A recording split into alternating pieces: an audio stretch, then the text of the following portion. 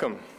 My name is Bill Isaacs, and I'm part of the Center for Organizational Learning at MIT, for those of you who I don't know, which is some. I'm happy to have the privilege of introducing our two speakers this morning. And the way we'll do it is to have one speak first, and then have an introduction for him, and then the second. And the first speaker will be a man named Karl-Henrik Robèrt, who is from Sweden and is an associate professor in medicine in Sweden and a cancer specialist who some years ago started an environmental organization for sustainable development in Sweden. And this organization is called The Natural Step. And it's had quite an impact in that country. And his aim, essentially, was to educate the nation about environmental concerns. And he's had some success in that, I would say. Essentially, what he's here to do is to talk about his experience. And we'll hear from him in a moment. We also have with us Paul Hawken, who's a writer and entrepreneur, and I'll introduce him more formally in a little while after Karl is finished. So, it is a great pleasure to have these two here with us. It's significant in my mind because we are interested in discovering ways that business and the environment could actually talk to one another, to have a conversation even. I see what we're doing here as the beginning of that conversation as far as the efforts of the Learning Center at MIT go. And we'll see where we go from here, but I feel like it's a certain seed ready to be planted today. So without further ado, Karl-Henrik.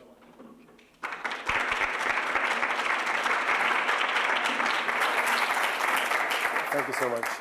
Does it work up there now? Okay, you hear my voice clearly? I'm a cancer scientist and a cancer doctor, as you just heard. And my scientific work has been entirely concerned with cancer cells from patients who have attended the clinic, which I've been heading. So I've done both things, treating cancer disease patients and doing scientific work on their cancer cells. And it has been a systems approach, trying to understand what goes wrong in this little microcosmos, which is a cell. And this was the starting point for this environmental organization, because on that level, economy doesn't mean anything. You can't argue with cells. You can't urge them to succeed in processing mercury or break down freons or survive without phosphate. And still it turns out that also economists and politicians are constituted by cells. So it should serve as a rather neutral, non-aggressive starting point for consensus. And the idea was to come beyond our tendency to fight when it is about environmental issues and economy, to reach beyond that point and try to build up a very solid intellectual knowledge. The idea was that one part of the fight in Sweden is that people pay Greenpeace and other organizations to do something, and then they go on living like if nothing has happened, so they leave it to pros to do something. But the idea here was to build up professional groups, and the first group was scientists for the environment, to provide their professional skills for the environment. And after that, we have commenced and started and initiated and supported doctors for the environment, nurses for the environment, economists for the environment, industry leaders for the environment, and so forth. 17 such professional groups. And what they do is that by idealistic reasons, they try to find out in what way can our professional skills support the environment. So instead of paying someone else to do something, they enter the environmental movement with their professional skills. This was the idea. And we now have 7,000 such people involved in those 17 professional groups. And the Natural Step is a sort of federation to link them together and support them and help them and educate them. And what we do is that we share the same system overview, which is elaborated by scientists for the environment. This was the first task, to see what we agree upon. Because it seems that everyone else is dealing about what we don't agree upon, and the newspapers and media are stuffed with what we do not agree upon. But we turn that upside down. What do we agree upon? So I invited scientists all over Sweden to see what we could agree upon as to intellectual stuff which could be useful to business leaders and politicians. This was the task. And I explained to them that if we cannot agree upon anything, it must be published, because we have been studying those issues in thousands of years, and if we haven't still reached any knowledge which is relevant and that we can reach a decision and consensus about, it should be published. It's astonishing. And they realized that this is an intellectual challenge. So I succeeded to make them interested in this. And my point, my ticket, entering ticket, was the cell, since I'm a cancer scientist. So I invited physicists and whatsoever. And together we explained the system ecology and superimposed on that economy, which belongs to the same system. What can we agree upon? And I realized from an intuitive level that the only thing we can reach a consensus on is the core knowledge, the trunk and the branches, the general principles of the system, the time dynamics in it and so forth. But the details, all the leaves, we will leave to the specialists amongst those leaves to handle. And I had a feeling of that as long as we can see the trunk and the branches, all the specialists about the leaves can put them on themselves, opening up for creativity.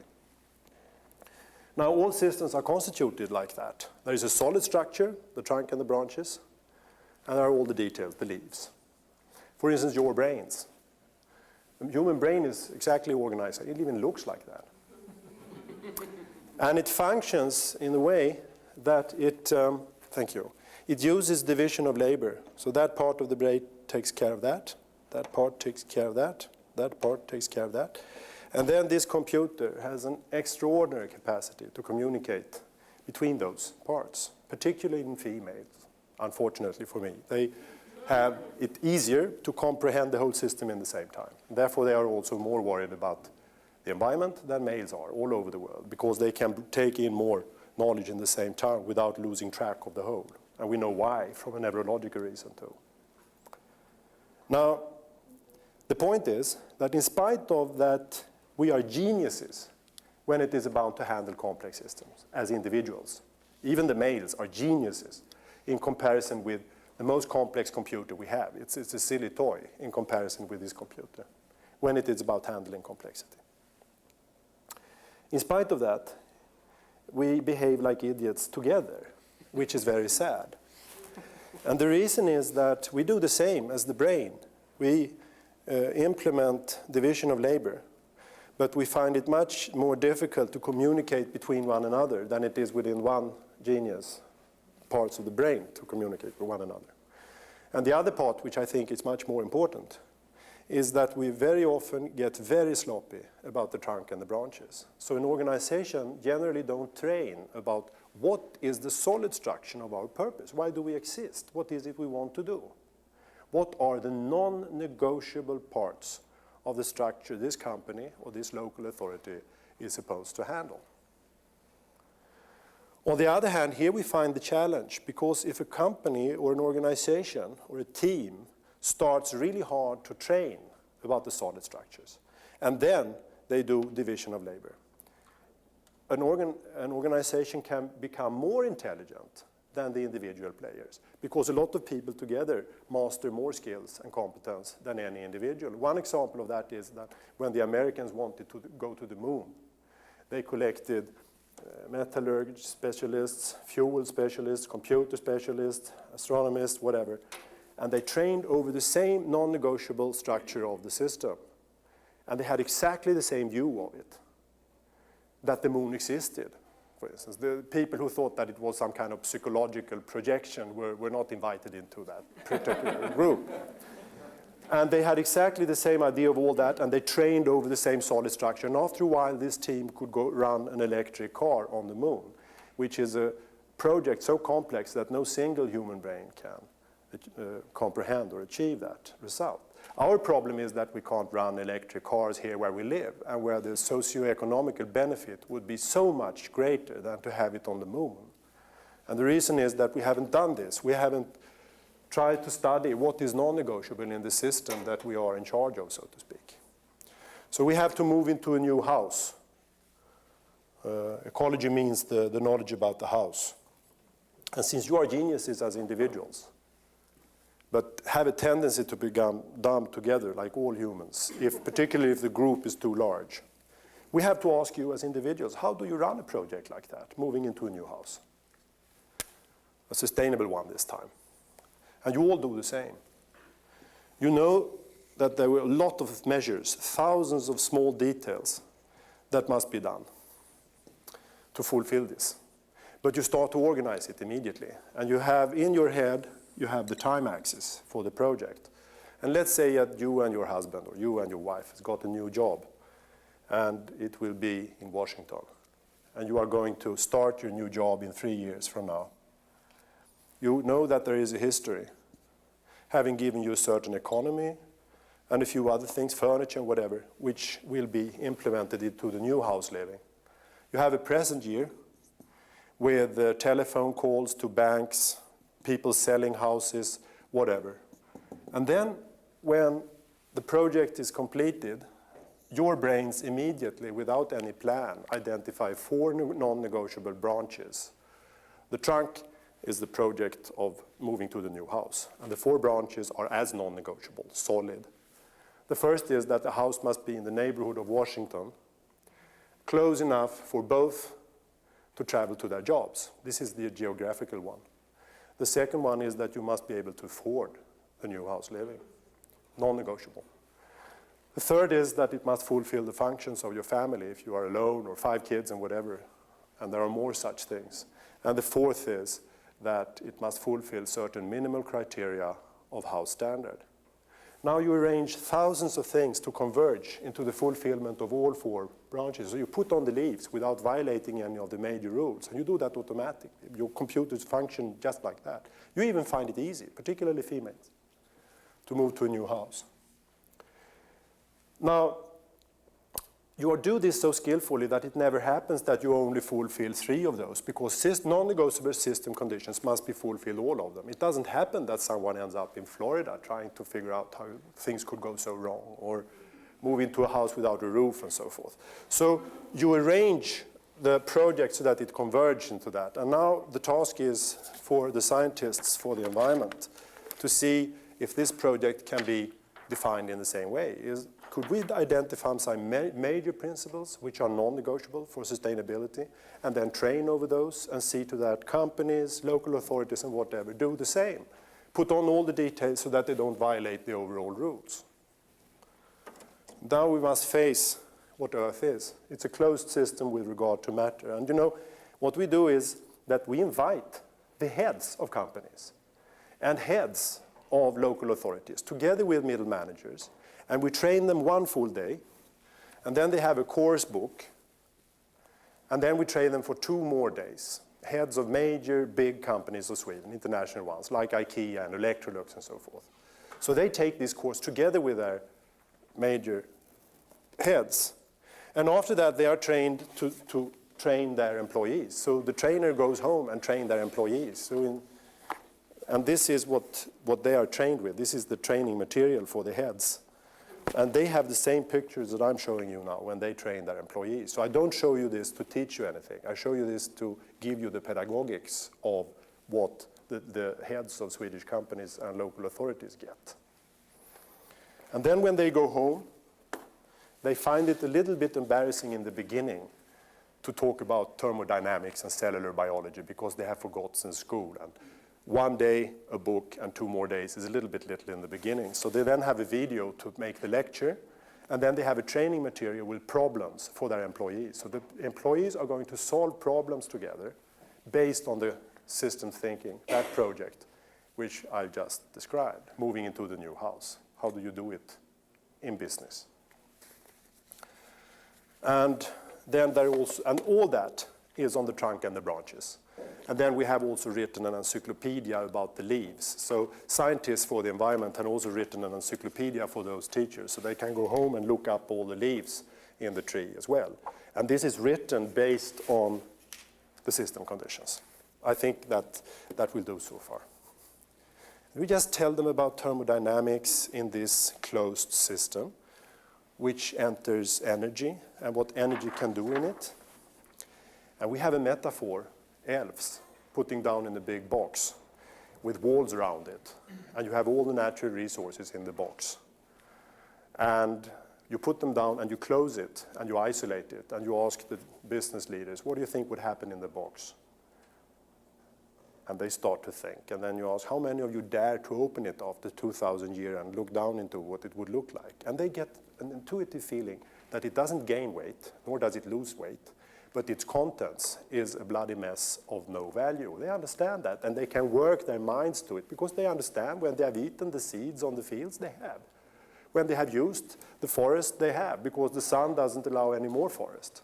And if they put lamps on the forest to make it grow, and they use water from a pond to run electricity to the lamps, they understand that when the water is in the bottom of the box, it is, and the sun doesn't lift it up again. Now they start running fuel, biofuel from the forest, and they figure out if we run electricity device with fuel from the forest, there will grow less forest than we have to burn, because there are losses on the way, and suddenly they start to remember things from school which is relevant to this big box.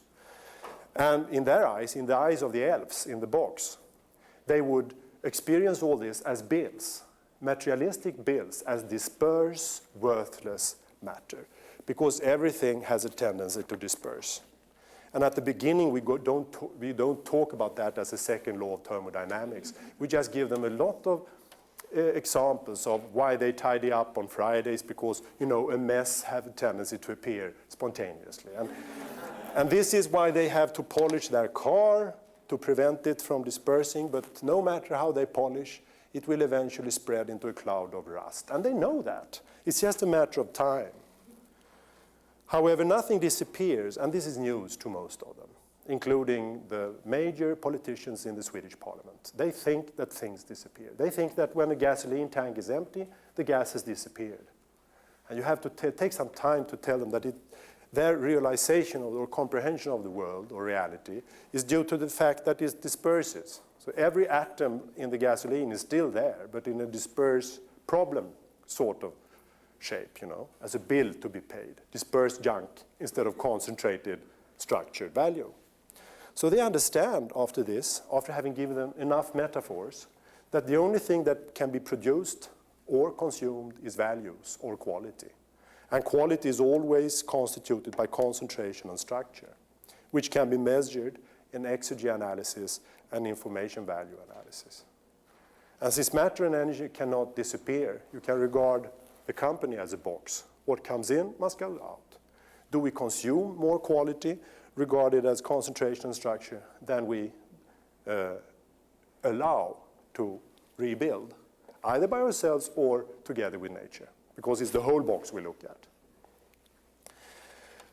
And then we make them understand that the only true primary production unit we have of quality here is the green cell, which is good for them, and it's new, but they have it in their tummy. They understand that when you talk about it, they have had it in their stomach since they were children, but they have just not had an intellectual language to understand why we need the green cells. So then we introduce the cell and explain to them how it is a cosmos of life events, and how complicated it is, and how they completely dominate the quality on Earth, and that they are the primary production units, which is also called primary production, the photosynthesis. All other productions is secondary to that one. For instance, the metabolism in our cells, which consume quality, because we are not fueled directly by the sun, and they can see that too. We are fueled by something which is fueled by the sun, namely those, or indirectly a cow, which is fueled from them. But since we are not directly fueled by the sun, we have to dissolve matter into dispersed junk, which they can visualize. But the bills are paid because sun-driven water cycles and wind cycles bring the dispersed junk back to them and rebuild the quality. And therefore, we exist because they exist. And this makes it possible to draw a little first outline of the nature cycles, where the sun side of it all, through the plant cells, have the primary production of quality. All other production is secondary to that and consume more quality than is produced if you measure it as exergy. And they can understand and see that. However, as long as the bills are paid for, we and all other secondary production add quality. Because quality is not only exergy, it is also information value.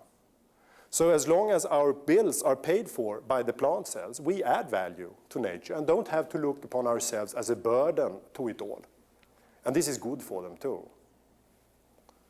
And then we give them the geophysical cycles, which are on thousands or millions of years, some of them, and tell them how the deposits in the earth crust is also generated from the cycles on top of Earth, which gives them a comprehension of how it all evolves in this kind of everythingology, or whatever you would call it. That we can have a time axis where each part here is 1 billion years, and the first cell came after 1 billion years. And it looked exactly like the end stage in the box by that time, because there was nothing there to collect, concentrate, and structure values. So it was a dispersed junk. And the first cell came about, which has made many cellular biologists deeply religious, some of them crazy, but most of them quit thinking about how it could evolve against the second law of thermodynamics. We have very, very cheap models to understand how it occurred. Anyway, it did. Some fueled cells to divide and concentrate and structure value with dispersed junk as building blocks. What happens after billions of years when that has gone on? The natural resources evolve, and it becomes cleaner and cleaner between the natural resources, since dispersed junk is concentrated and structured. So what is here, a poisonous sulfurous compound, is here a sulfur bridge between two amino acids in a cell, meaningful instead of poisonous. And then comes the animal cells, the dinosaurs, and whatever, and you get the idea. Now comes man. And we have added value, and we have added culture and knowledge and everything in a wonderful history, and also sometimes very sad, of course, and dramatic. But it has been overall sustainable, at least to the extent that we are here today and talk to one another. And this makes it possible for us to draw a chart of sustainability, seen as a flow diagram of quality. And they understand that it is quality which we are reusing. Again, you recognize how the sustainable IKEA or Electrolux or local government must integrate itself in the whole system where the cyclic processes build quality for them. They can't live hanging loose in the air like today's economy thinks. It must be integrated, living from the continuous import of quality. And the business leaders understand at this point that they can't even consume water, because the water molecules don't disappear. What is it they are consuming then, since matter cannot disappear? Each molecule they drink leaves their body. What is it? It is the quality cleanness, which is a potential difference between dirty water and clean water. And the water that leaves their body is dirty, but the sun shines on it. The green cells make carrots and salad from it, and again the water is clean. And they can see now that we don't consume matter or energy, we consume its quality. And we must live from importing quality, which was non-quality, was dispersed junk. But now it is wood and wool and cotton and all that, and whatever they are buying and purchasing in this company. And downstream they have to emit on the atom as much junk back to nature. The atoms are still there, but the quality is consumed with less structure and exergy and less information value for nature to rebuild its quality again. We also recycle minerals. Based on this model, you can identify, again, actually, 4 system conditions for sustainability, which are non-negotiable, which are intellectual, intact, solid, and which are easy to understand. The first is that when Electrolux and the world, and US or Sweden, has moved into this new sustainable house, we have quit living from deposits in the earth crust. Namely, the reason is that we cannot mine more than it takes nature to deposit back into the earth crust, because since everything spreads in such case we will drown in junk from the Earth's crust. So every gram mercury that we mine will end up in a dispersed shape in nature sooner or later. Even if we recycle 95% of the batteries, 5% in each cycle goes out in nature. And it will cause ever continuing increases of concentration overall in the box where we live. And they understand that and visualize that. It means that if they want to do something about that, it is not sufficient to buy a recycling device for metals unless you link that to a decrease of mining. If you don't link it upstream to what was the intention of it, it is of no help for nature. But this is done all over. They buy those recycling things, but they don't audit it upstream to what was the intention of it. And they don't because they don't see this. They think that the cyclic society, and I tell you, in spite of all the articles you write and all that, they still believe that the cyclic society is something with return bottles. The technical cycles, you know. And if you if you can't put your own enterprise in a box for return bottles, the cyclic principle is probably something which has got to do with somebody else. You know, this is what they think. The second system condition, which is as non-negotiable, is that when we have moved into our new house, we have quit producing molecular garbage and visible garbage to a higher extent than nature can recycle it into new quality. And it means that by that time, we have quit, completely phased out all persistent unnatural compounds. PCB, DDT, dieldrin, freons, all that. And the third is, of course, linked with our next interrelationship to the living systems or to the environment. We cannot harvest more from nature than nature can rebuild. We can't take out more fish. We can't take more forestry than is rebuilt. We can't put asphalt on those surfaces. And why can't we do that? Because they pay our bills. So if we poison these systems with carbon dioxide, which is in this context a molecular garbage, in spite of that it is a building block for life, because it is left over and steadily increase.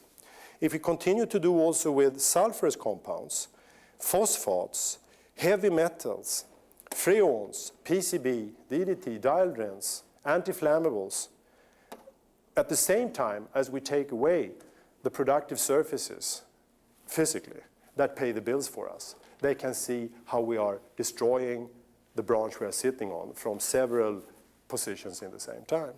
Now, the fourth system condition, of course, is then about this flow. Within those boundaries, 1, 2, 3, we have to succeed in implementing an efficient and just economy in the whole box. And it is not efficient and just if 1 billion people starve from a medical point of view, because they do. And 1 billion people have an overproduction of plastic ducts. This is not efficient and just metabolism of the resources within those boundaries. And they understand.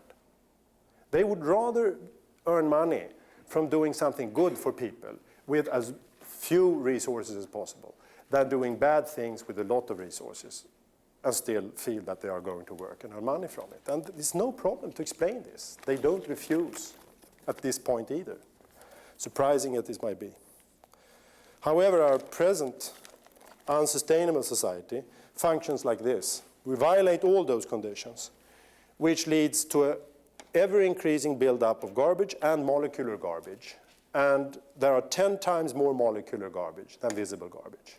And it stays in the same box. And the molecular garbage now function as, what do you call it? Grus, what is that? Or dirt in a machinery. And the concentrations continue to increase. You know, and this is very easy to visualize for them, because if you have a big bathtub and you take ink and you put 1 drop of ink in it, and after a while you don't see it anymore, and you ask the industry leaders, do you think it has disappeared? And they, no. They want to show, they really, really comprehend it hasn't disappeared. And then we tell them, if you do it all over again, and the bathtub turns slight light blue, would anyone be surprised? No, they wouldn't be surprised. But they are before this lesson, because polar bears feed their puppies with milk containing anti-inflammables, and the whole society gets surprised, you know. But matter cannot disappear, but it disperses. How could it be otherwise if we could allow ourselves to produce those compounds? Now, we started to say that we are intelligent as individuals. We can visualize this. Even males can see it all in the same time and draw conclusions from it. And you want to turn off the taps upstream instead of just doing things amongst the leaves. But what do we do together?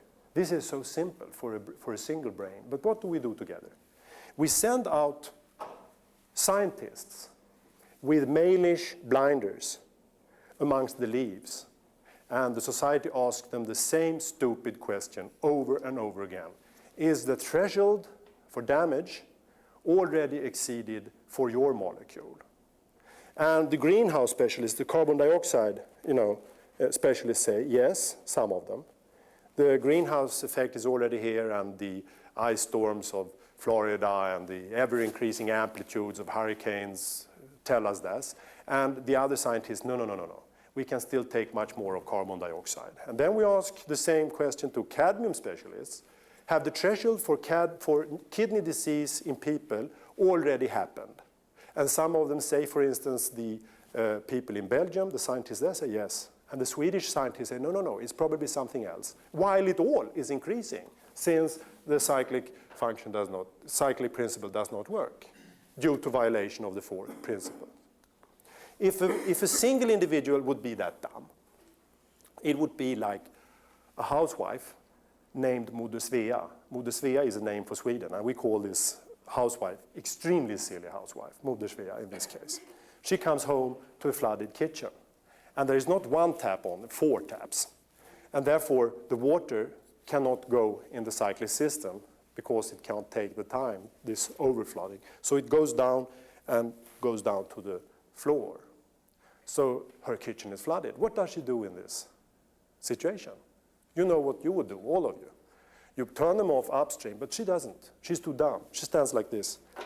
I wonder where the water will sneak out first, if it will be in the dining room or into the the hall or into the children's, because that depends on the function of the thresholds. The higher threshold, the longer it will stay in the kitchen, she figures. But then, provided that the joints of the thresholds keep the water in. And now she starts to become hesitant about the function of of those thresholds. So she phones up threshold specialists and asks them, while the water is still, flashing down the water on the floor. And she finds out that they quarrel about this. They fight about it. Some of them believe that they can take the water all the way up to the surface, and some of them say, no, it will start leaking in the joints. So she gets a little bit hesitant and start to ask ecologists about the damage in other rooms, that is, floor specialists, and they fight. Now, she's so dumb at this point that she feels comfort that they don't agree upon that it is going to hell already in her house, while the problem is increasing. But she doesn't have to ask scientists about everything, because she's wet on her feet. And, acidity causes action, asthma is going up. It looks strange on the bottoms of your summer house in comparison to what it looked like when you were young and all that. You don't have to ask anyone. So what does she do in this respect? She kneels down, take towels, and start to dry without asking herself, then what? Because soon all towels are wet. These are all the waste deposits, garbage dumps, filter deposits, which just increase, and nobody asks why. I mean, when does an individual become smarter than that? 2, 3 years of age. If you take an infant, no, it's true. I mean, with regard to system perception, put a young being of that age and throw a stone over its head so it hits the wall behind the kid. Before this age, we are completely drawn or recruited into the effects long down the cause-effect chain. So a child before that age, something is sounding, and you go up there and see what it was, and you see the stone rolling there. But above that age, they look upstream. If it hit here, somebody must have thrown it in that direction. Where did it come from, and what was the purpose? Will the next stone hit me, and so forth, you know. Now we have all the scientists, you know. Oh, what about the seals? And now we have here, the otters don't feel bad, but don't they feel better? While the problem is increasing behind our back. And if we started to function as a group, as intelligently as it is in your brains, the decision makers would shout to the scientists, how is it out there amongst the leaves? And they would answer back, like in your brains. It's hell out here. 4 system conditions upstream cause an ever steady increase of molecular garbage where we are. And they would answer, that sounds horrifying, so we will turn off the taps then. But there is a problem.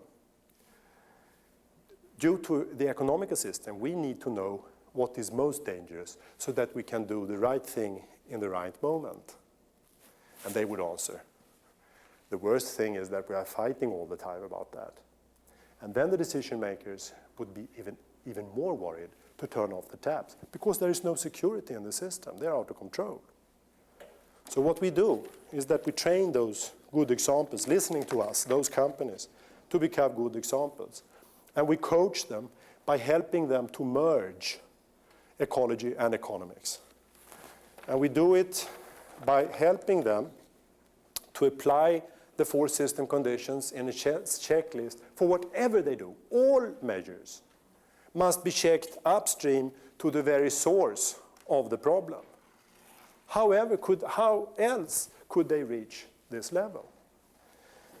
And meanwhile, we help them to become strong from it. Because if the good guys continuously invest in sound business and become poor from it because they do the wrong move in the wrong moment, we will systematically cause the good guys to become poor and the bad guys to become stronger economically. And therefore, we must coach them together with economists for the environment, of course, comprehending the same concept, to do the savings, to see the investments which will pay off soon in order to be able to do the long-term investments along the line while they fill in the crosses on this chart. And we help them to improve their image as well, by handing over prizes in Swedish TV with the king and all that jazz. You can see how it functions.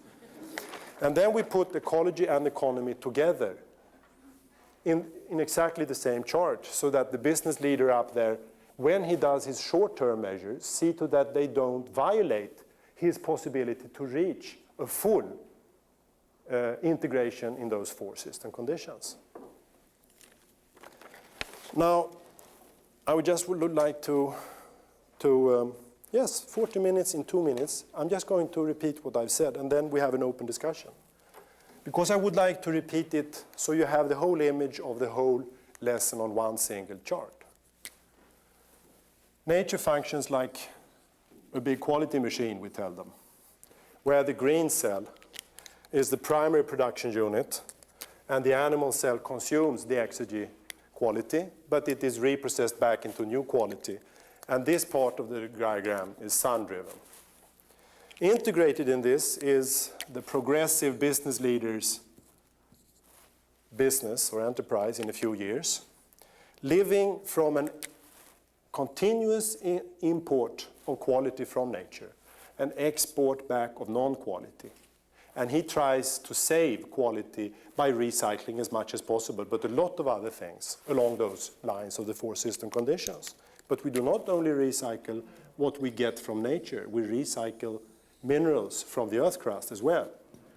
And when we have moved into a new house, we can allow ourselves to do that a lot.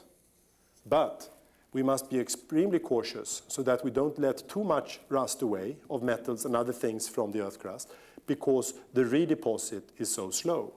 However, we can balance that flow. We can take, also here we can mine as much as can be redeposited, which is virtually almost zero in comparison to what we're doing today. And that was system condition number 1. 2 was that we must not emit persistent unnatural compounds. 3, we must not systematically violate the physical conditions, not only the chemical ones, but the physical conditions for the system which pays the bill for us.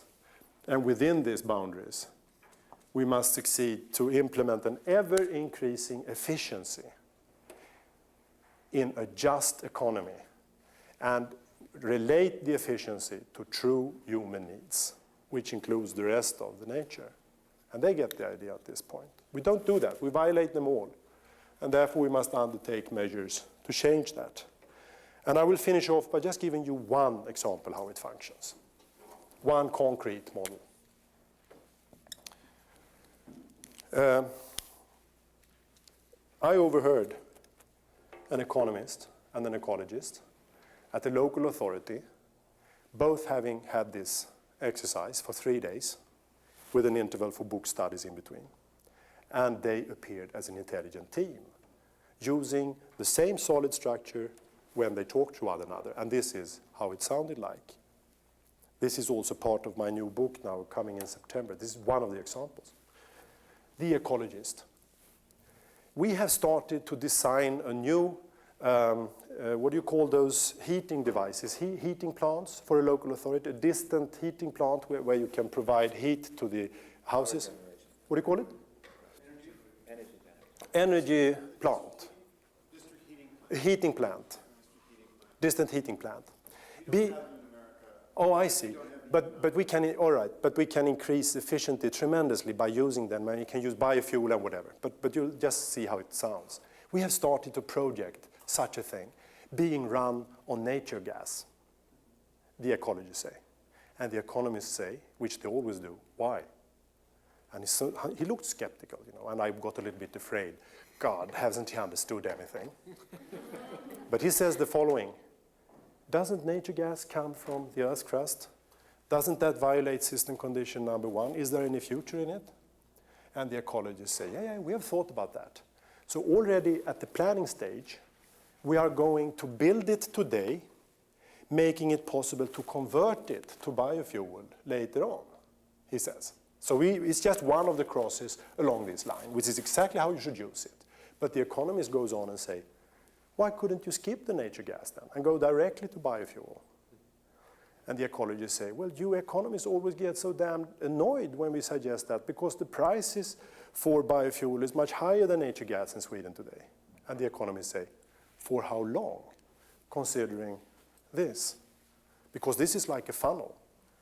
Mankind is running into a funnel where the walls are those system conditions. The prices will not be like that. How much does it cost to convert in relation to build it right from the beginning and run it with a high price? Please don't do anything, I must count on it before. And you know, then the environmental movement can go home and take a beer or whatever. Because now intelligent people in their fields of expertise talk over the same system conditions. And this was exactly what we intended. And I have several such dialogues, and I have sent it over to them for acceptance. And they say, yeah, this is what happens. So it is a book about the good examples coming now using this model. And that's all. So now open for dialogue. We have another 20 minutes. We could do, or we could have House Hall speak and then... Oh, is that what you wanted? Either way. No, I would prefer to take it directly because I would like to address Paul also. And maybe we could, if we only have a quarter then, we could have a joint thing together. Isn't that okay, Paul? This is how I got it yesterday. Sorry? Just show again the slide with the 4 conditions.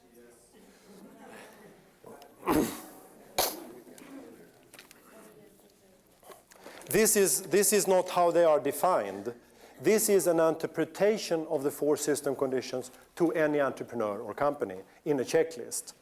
But the first one is low enough concentrations of compounds from the Earth's crust.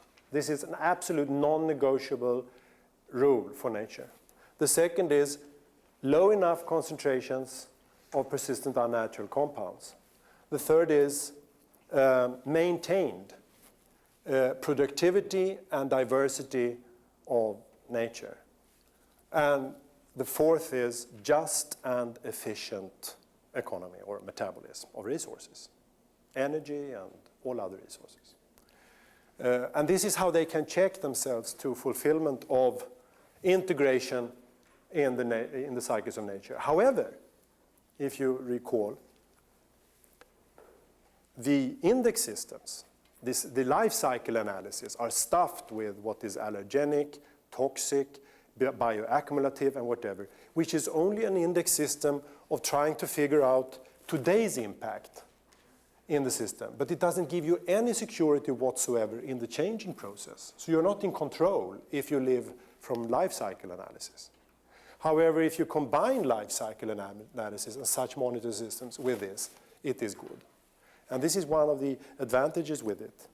It is solid intellectually.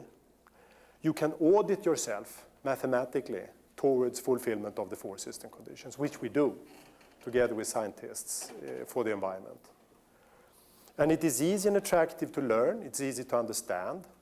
So the leader of the company is not completely had to rely on specialists with a language he doesn't understand. The whole company understands the same thing and talk about it. Secondly, you have a time axis here, which makes you dare look on how tough it will be, because there are so much to do. And without the time axis, people say that you are a fundamentalist, an ayatollah, an idiot. But if you introduce the time axis, you dare to look at the goal. And if you don't dare to look at the goal, how can you ever reach it? Finally, you put in your measures here, and you will profit from it immediately, not only when we have reached the goal, because what happens here is non-negotiable. It is the funnel. And the ones who do this systematically already make very good profit from it if they do the right thing in the right move.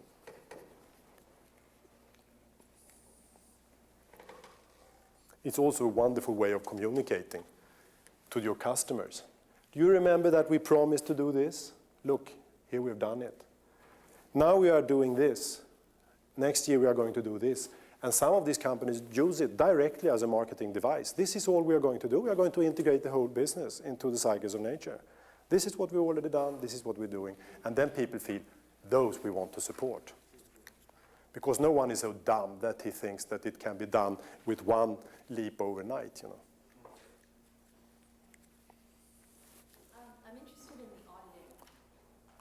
Yes. Of this. Do you find how these public sector organizations really publishing, disclosing their progress and their goals in annual reports? Is it used in compensation? Does it really enter the organization's structure? Yes, they are doing that. But so far, the last report has been on traditional life cycle analysis and such monitoring.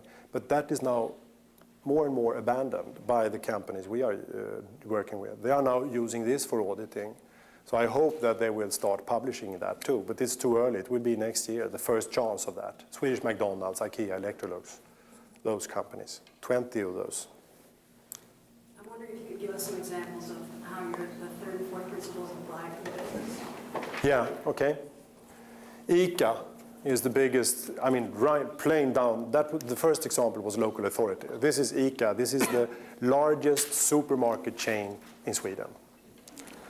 They run into the funnel just recently, hit the wall, boom. And this is much more expensive in comparison with investing yourself into adaptation of the funnel. But they hit the wall, boom. How did it appear? Hard freons were stuffed into their refrigerators, and customers started to ask questions about it. And there was a meeting in Copenhagen, as you recall, a couple of years ago, where we wondered if it was too late to phase it out. And DuPont has decided to have a deadline for production, and they felt, the funnel coming for this particular compound. So they phoned up Electrolux and said, we would like to buy some other kind of stuff to put in our refrigerators. And Electrolux said, we're sorry, but your device is married to hard freons. How much will it cost then? Well, how many refrigerators do you have in your shops? And they got the number, and they calculated. Well, it's 1 billion Swedish crowns. It's completely merciless when you hit the wall, There is no security council there to take the bump for you if you plan against the laws of nature, because they are on top of all man-made rules, and they hit you one way or another, legislation, whatever. But this is how it looked to them. So they said to Electrolux, what is it you suggest that we buy then? Well, this device is based on soft freons, they said happily. And the chairman of ICA said, does that violate system condition number 2? And the Electrolux said, system what? Because they hadn't got that education by that time, but they soon got it. I'll tell you the story. ICA said, we would not like to make that affair on this point. We must have a seminar together with Natural Step when we make the affair. So they did. And I did this. But when you have reached this point, never ever tell the specialists amongst their leaves how to handle the problem. Just give them the compass. So I said, the word is free. And the chairman stood on his feet and said to Electrolux, could you now please answer the question if soft freons, which you want us to buy, violate system condition number 2 or not? Well, that's not the point, he said after a while. You know, he looked a little bit, that's not the point. The point is that there is less chlorine on the molecule, and it is chlorine which hurts the ozone layer. And it follows the following logistics. Please, please, this is not what I wanted to know. I just want to know if it violates system condition number 2 or not. Is it a persistent unnatural compound that will build up, or isn't it? Well, it's unnatural, and it's good quality on the molecule. You know, so it will build up in concentrations. And then he said, yeah, but you have to have tight technical systems. And he said, like with hard freons, you know, they're not stupid. They start to talk like that. You mean like with the hard freons? Yeah, well, there will be a build-up. My next question, how long can it accumulate before it hit its wall? Because I don't want to make the same mistake once again. And there was silence. And why was it silent? Because when anything accumulates, it is impossible to foresee its threshold due to complexity and time delay mechanism. So it was silence. Then he got mad. He displayed his anger in an open session. And so do you want to tell me that you want me to buy for 1 billion crowns something which I only know one thing of? It is doomed. And you can't tell me the time span, the lifespan, the life expectancy of this investment. And he was silent. I said, thank you, now we know at least what we shall not do. And then they sent out people, you know. Greenpeace in the same time shoved off refrigerators outside the main office of Electrolux. So they were very shaken at this point. They lost this 1 billion crown affair, and Greenpeace were there and you know, made them even more worried, you know. So now they phoned us up because we didn't say anything about the affair. We keep our hands clean from that. Just give them an instrument to think. They phoned us up and said, could you please come to our head office and explain all those system conditions and molecular garbage and all that junk. Also to our think tank, the board, the president, everyone. So they collected the whole damn staff there. And we were invited, and we did the same thing. And stopped here. Don't tell them how to make refrigerators. They are world's leaders, you know, at least in the minds of Swedes. They beat the General Electric there and all the others. Anyhow, the head of technical development stood on his feet and said, now I'm going to teach you something that you don't know about refrigerators. And he wanted to pull me up amongst the leaves, and he did. He said, we use soft freons to blow the isolation device of the refrigerators. This particular technique makes our refrigerators better isolated than any component on the market. Since they are better isolated, they take less energy to keep cool. And energy is today on a global scenario produced by violation of system condition number 1, that you call it, he said, through a better efficiency. It goes down indirect and cause beneficial effects on system error number 1, which in turn causes a lot of relief on the greenhouse gas problem. Oh, I said, that's good. So you mean by violating system condition number 2, you benefit on system condition number 1. Yeah, but there is a trick, he says. And this is extremely important what comes now, because there are always, not almost always, always contradictions amongst the leaves if you don't see the whole. This is what he said. When we produce a refrigerator, the impact is relatively small because we only produce it once. After that day, it consumes energy day out, day in, weeks, years. So by violation of system condition number 2 a little, we benefit a lot on system condition number 1. And I said, That you can prove on a life cycle analysis, and I'm so happy to hear it, and you are in control then. Very nice, congratulations. And then what? And no, then what? Because you see the time axis here. And he said, what do you mean then what? Yeah, well, when Electrolux has moved into his new house, you don't violate system condition number 2 either. What is it in today's planning that makes it easier to phase out soft freons tomorrow? And that was silence again. And then he said, do you think it's easy to make refrigerators? He said, and I apologize for this impression of my talk, and I only said that this is the funnel, and it is not invented by me or Greenpeace or anybody. The laws of nature is the generous fundament for our existence and our economy. This is how it is. And you will be phased out if you don't follow. I don't know what to do. I'm sorry, I'm just a medical doctor. Two weeks later on, they had filled in a complete chart, including all other things as well, including recycling of the minerals for production of the refrigerators. They move from R134A, which doesn't have any chlorine on it at all, which solves the acute problem amongst the leaves, he says on the phone to me.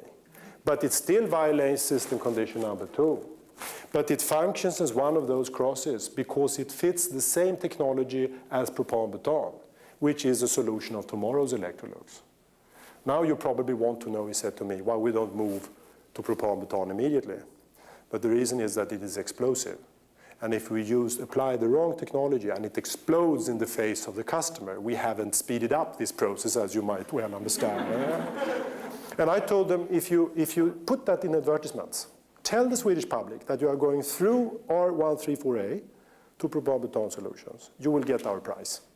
And they immediately put it all over, and we handed the prize over in Swedish television. So they wrote a contract with the Swedish public. This is what we're going to do. And it didn't take them 1 year to move from R134A to propan-butan, and immediately phased out the hard freons because they had a plan. They saw the future.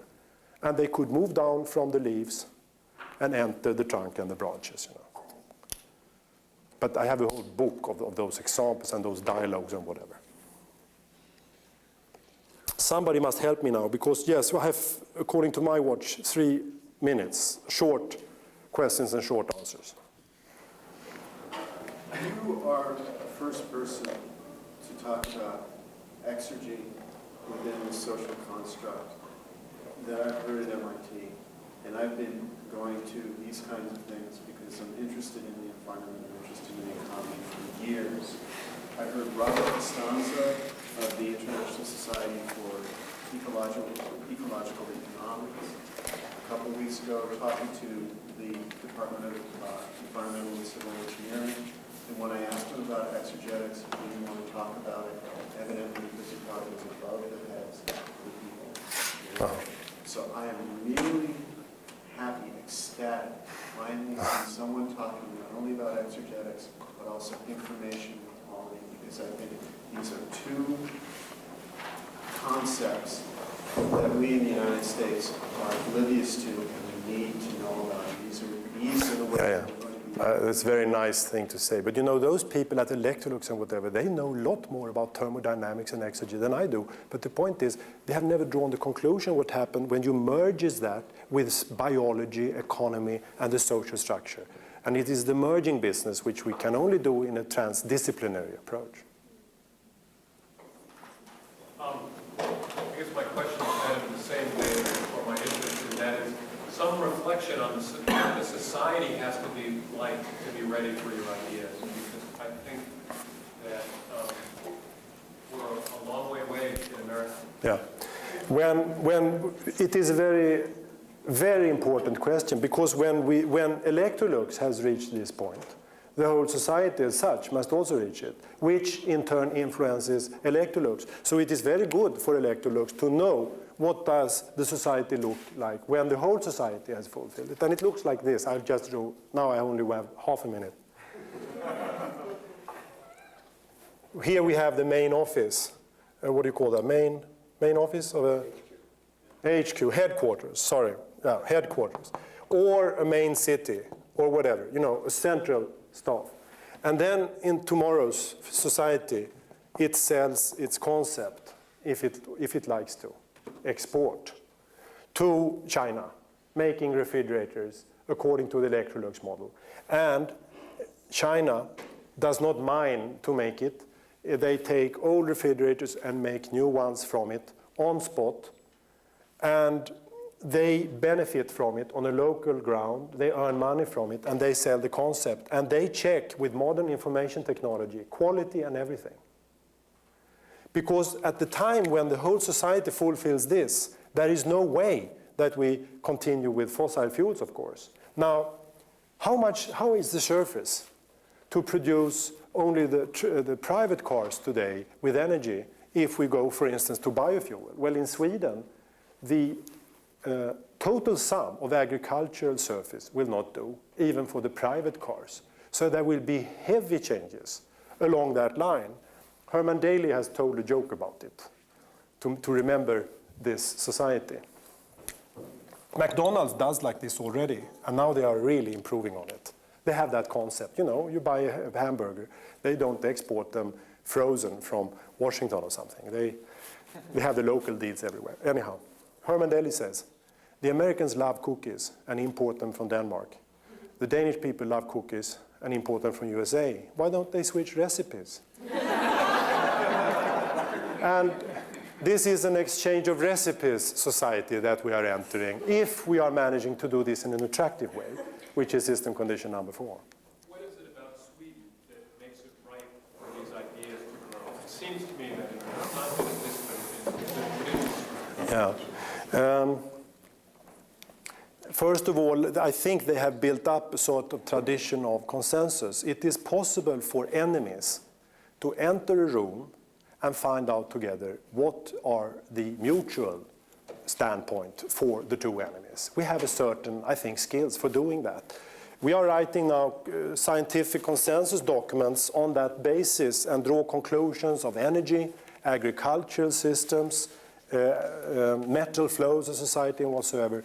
And former enemies who are fighting one another in debate articles and so forth put their names on the same radical document for change, because we only go to the nucleus of knowledge, expand as long as we can till we find the interface of where they don't agree anymore. And then we write a document about that and give that to all the educated business leaders. May I add a quick unsweet so I can add something to that, which Karl-Henrik wouldn't say himself. He is a main factor in why it's happening in Sweden. No. This concept survives by itself. All those teachers make a tremendous job. Can I just add something to this discussion here? I think that one of the factors that help this is the ability of the Swedish people to use information to switch from being just an individualistic outlook on life to one that looks at the group effect. And that helps to... Could I take 2 minutes and then, Paul, could you give us that? Because we would like to proceed. We couldn't start on due time. Could you give us the time and be seated? Is that okay with everyone? Just 2 minutes. What I did, this is the technique. I'm certain that it functions in US too, not only in Sweden. I phoned up my scientific friends and all the others and said, this is the truth. I sent out the first document. They found all the errors in it because the professor cannot resist the temptation to identify all the errors. He sent it back, and I wrote 21 versions until they all agreed on the first document. Business people were so happy that scientists at last agreed upon something. So they paid enough money to translate it into a booklet and an audio cassette and sent it out to every household in Sweden, 4.3 million copies. This was the first project we launched, you see, because they are starving for somebody to make joint forces, because this is our lives we're talking about here. The next thing is that when I had that going, I phoned up entertainers for the environment and said, me and all those scientists are going to launch a continuous education effort in Sweden. Would you like to celebrate that on Swedish TV? And here comes an extremely important thing, I think for US, if I succeed. And they said, yes, if you succeed, we will, because who want to take part in a failure? But they said, yes, if you succeed, we would like to celebrate that in Swedish TV. And did the same with TV. Me and all those scientists and the artists are going to launch. If we succeed, could you give us a broadcasting time on TV to celebrate it all when it starts? They said, yes, if you succeed. I went to the Department of Government for Education, said the same, and then I approached the king and said, me and all the scientists, the government, TV, entertainers, going to launch. Would Your Majesty like to be the patron of this event if we succeed? And he said, if you succeed, we do that. And then I went to the sponsors. Not until then. I said, me and the king, and, you know. So you take the ones that you think that you will win because you know them. And then you build up from there instead of going for the baddest, most retarded guys, backwards people that you can identify, because this is the old traditional way. And then you boom your head into them instead of going to the good guys and try to help one another to do the good stuff, to coach the good example. So, yeah. Okay.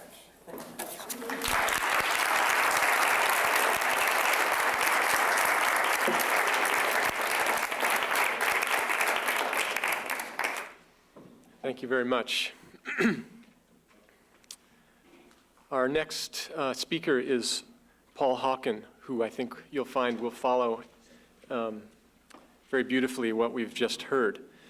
Paul has been working for many years in this same terrain in this country, among others, actually.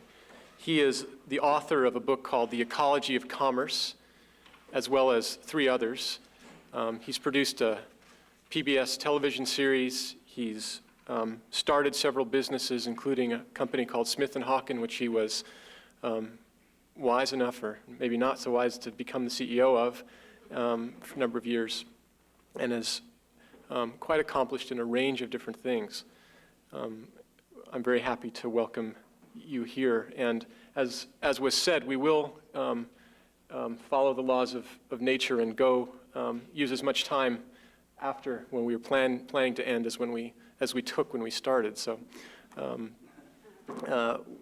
so Paul will have plenty of time and space to speak as well, and I'm hoping that'll work out for everyone. So, Paul, thank you very much.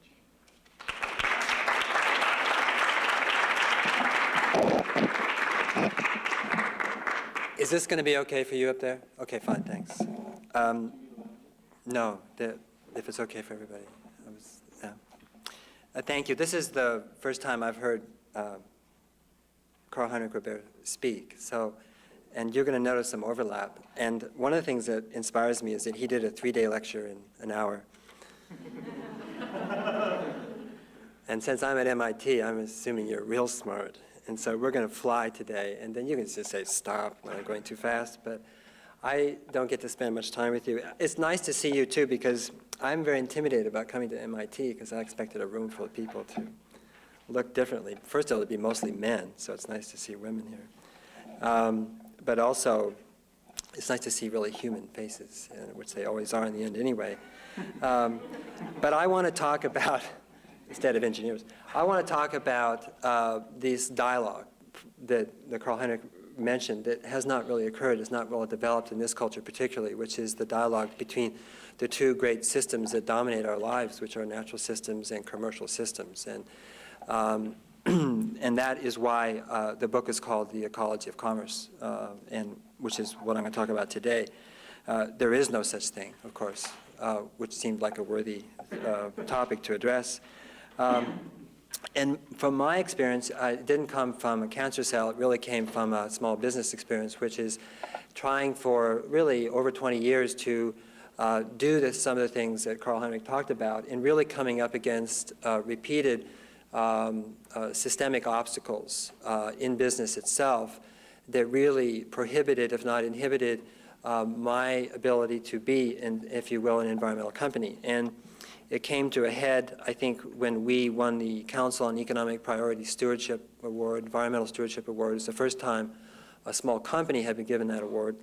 And I realized as I walked up to the podium, George Plimpton was the master of ceremonies, and it was a sea of black ties and white pearls, and that what happened is that my readings with Odoms and Opals and Energetics and Georgescu Rogan and et cetera had sort of been haunting me for these years as we became more environmentally, as our country became more of an environmental leader, what happened is that my vestigial education started to haunt me, and I realized that as fast as we were going, that we weren't getting anywhere very fast at all. And the fact that the summation of all our environmental initiatives, when totaled up, had very little impact on the conditions that Karl-Henrik mentioned. And that was, as I said, reached a very bad point when we won the award, because I realized that we didn't deserve it.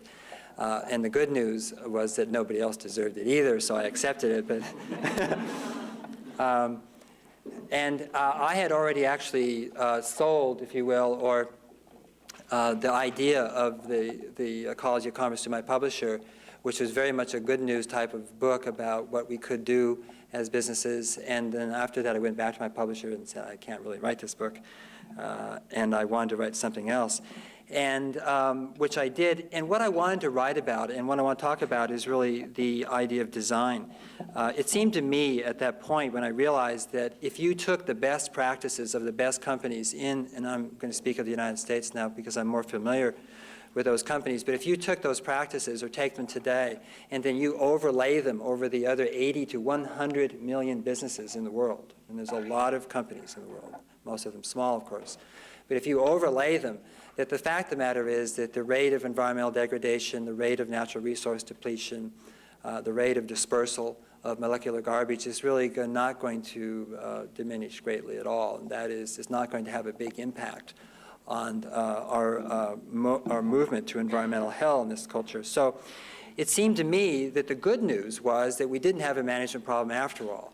And that not to say that we didn't have uninformed managers of our companies, we do. It's not that we don't have some bad managers, of course we do. It's a human condition.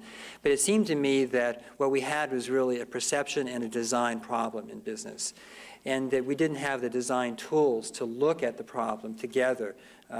And as Karl-Henrik has pointed out, arguing about the leaves in a sense, basically one of the great problems in this culture is that environmentalists, and I'm one of them, I count myself as one of them, have been extraordinarily effective at basically defining the problem and sort of coming literally, if not figuratively, from the wilderness into the urban environment, into the corporate environment, and says, guess what, you have a problem. And this sort of began in the modern era with Rachel Carson, and she inspired a whole host of people in graduate school and college to follow her footsteps. And so what happened is that you have seen this acceleration of the ability of endocrinologists, of wildlife specialists, of biologists, of chemists, of all sorts of scientists, being able to really define with enormous specificity the problems, the breadth and depth, and in a sense some of the catastrophic implications of our production methods in commerce today.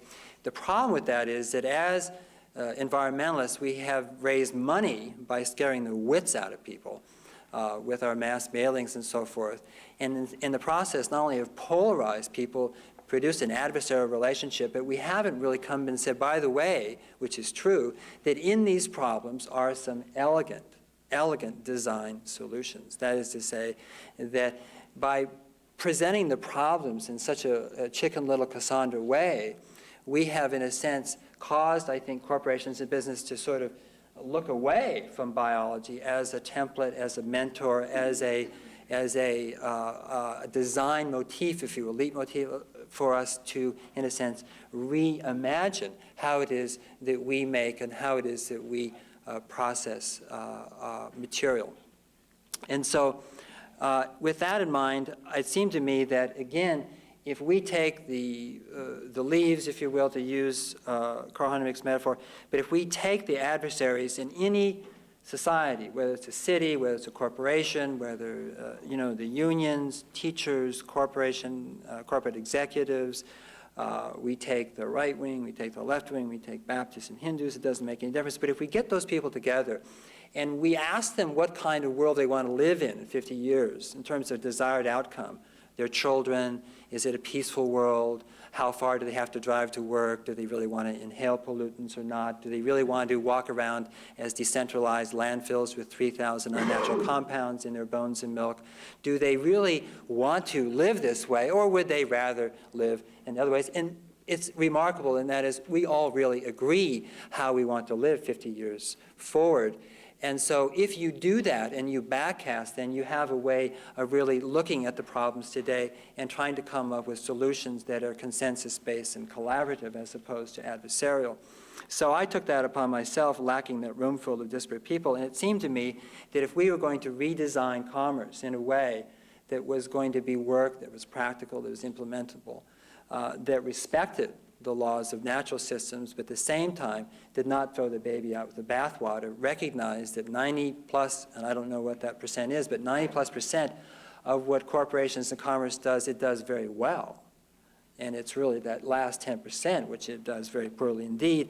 If we were going to redesign it, what would we want to do? What would be the design criteria? Again, if we're moving, in this case, the metaphor is, if we're going to build a house, what it's going to look like. How are we going to live in it? What are the functions are going to be? And I came up with some very simple ones, which is, number one, that if we're going to have a sustainable, restorative system of commerce, then we in the North and the OECD industrial nations have to reduce our throughput of material and energy by 80% in the next 40 to 50 years. And there's several reasons for this. And the first one is we have the technology to do it right now. That is, we don't depend on any breakthroughs, not to say there won't be, in order to do that. Number two, we have to do that because what's happened in the West is that we are holding out to the rest of the world through our NAFTAs and through our GATTs and other types of encouragement on trade policy. We're holding out a model of materialization. In other words, a bootstrap. And we're saying, listen, you can raise yourself up by this bootstrap just as we did. And the fact is, this bootstrap is not attached to a boot. It's only the strap. There's no way that the rest of the world can do what we did, because in order to do so, their increase in terms of the inputs, that is, the increase in terms of resource utilization, would go up by a factor of 4 to 12 times, depending on whose figures you use in terms of the increase in the standard of living and the increase in the rate of population. So we're talking about an increase in the impact on living systems on this planet that's absolutely impossible. We already know from the work of Ehrlich and others at Stanford that we're using 40% of net photosynthetic production and PP on the land. We actually don't have a real good fix on it in terms of the ocean. But 40% of NPP, so just a doubling of population, which is foreordained, is going to double that. At that point, you get some real crashes in terms of species, in terms of habitat viability. And that means that there's no change in standard of living whatsoever.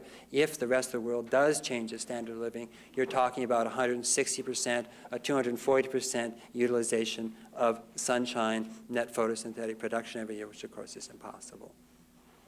So that reduction of 80% means that we have to, in a sense, create a method of materialization, a method to create a standard of living that the rest of the world can replicate at to its favor and not to its disservice. That is to say, something that is viable both for us and for them. And right now, we don't have that model.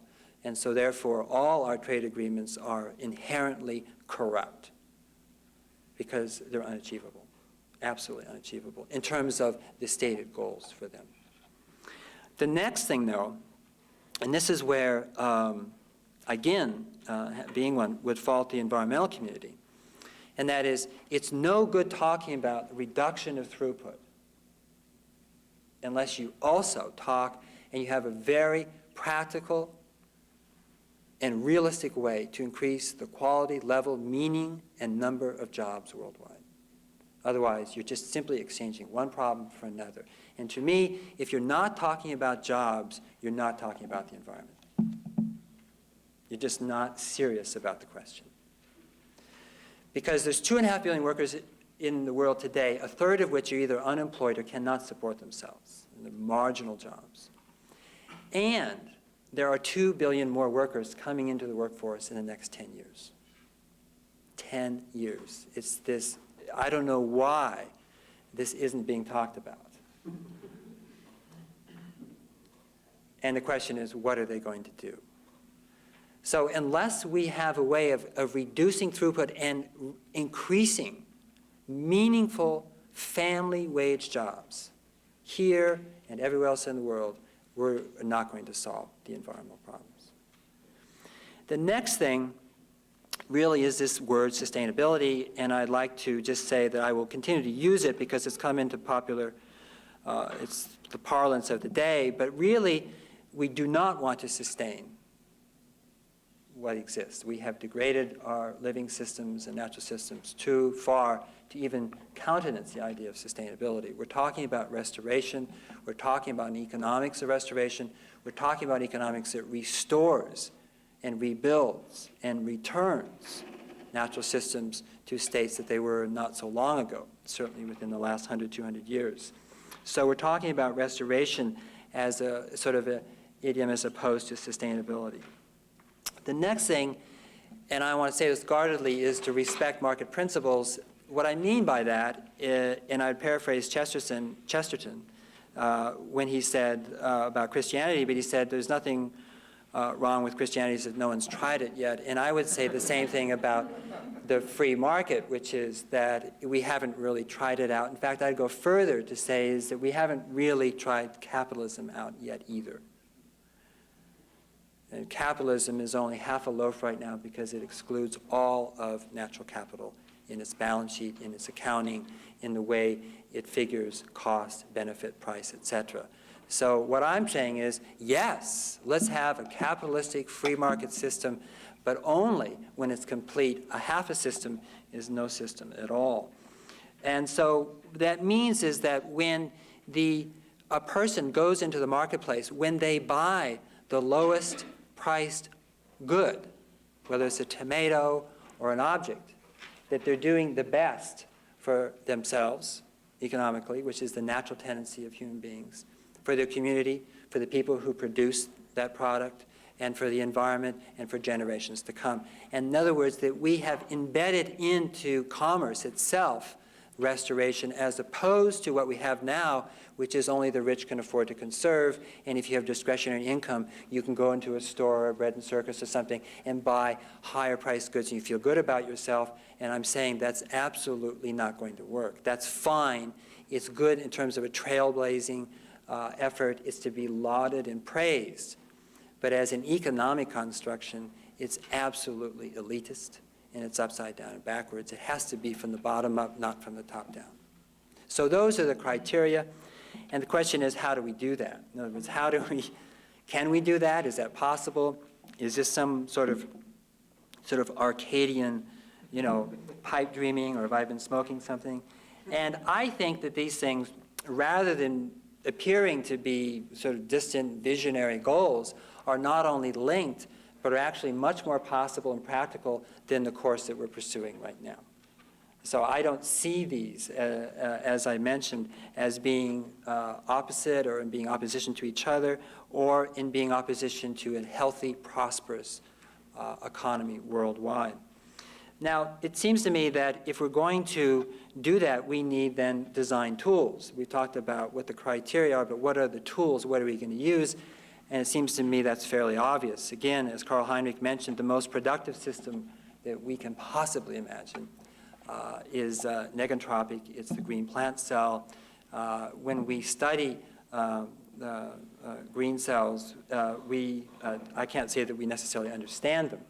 I don't think anybody can really say that. But what we do understand is that when it comes to energetics, when it comes to a system that is so elegantly efficient, there is nothing that even equals it, nothing that we have done as human beings that even approximates this elegance in terms of design. And there are some simple principles, and I will offend every biologist in the audience when I mention them because they're oversimplified, but that we can use as, in a sense, tools or as standards to look at how we redesign and reimagine commerce. And the first one is that there is no waste in nature that isn't food for other living systems. Now, you can go right back at me and say, well, what about the Carboniferous period and oil and coal and so forth, and I'll get back to that. But basically, in a dynamic sense, there is no waste that isn't food or isn't some form of nutrients for other systems. And this is very important because what we have in our system is an industrial linear take-make-waste system in which the waste, the metabolic waste of industry, is not food for anything at all. There's nothing really that can eat it. That is, it's not to say that we don't eat it. We do. It's in our food, and deliberately, and in some cases inadvertently, in many cases actually. But the fact of the matter is that the persistent bioaccumulative substances that we make, the molecular garbage, is not food for any living system. We have not discovered one yet, anyway.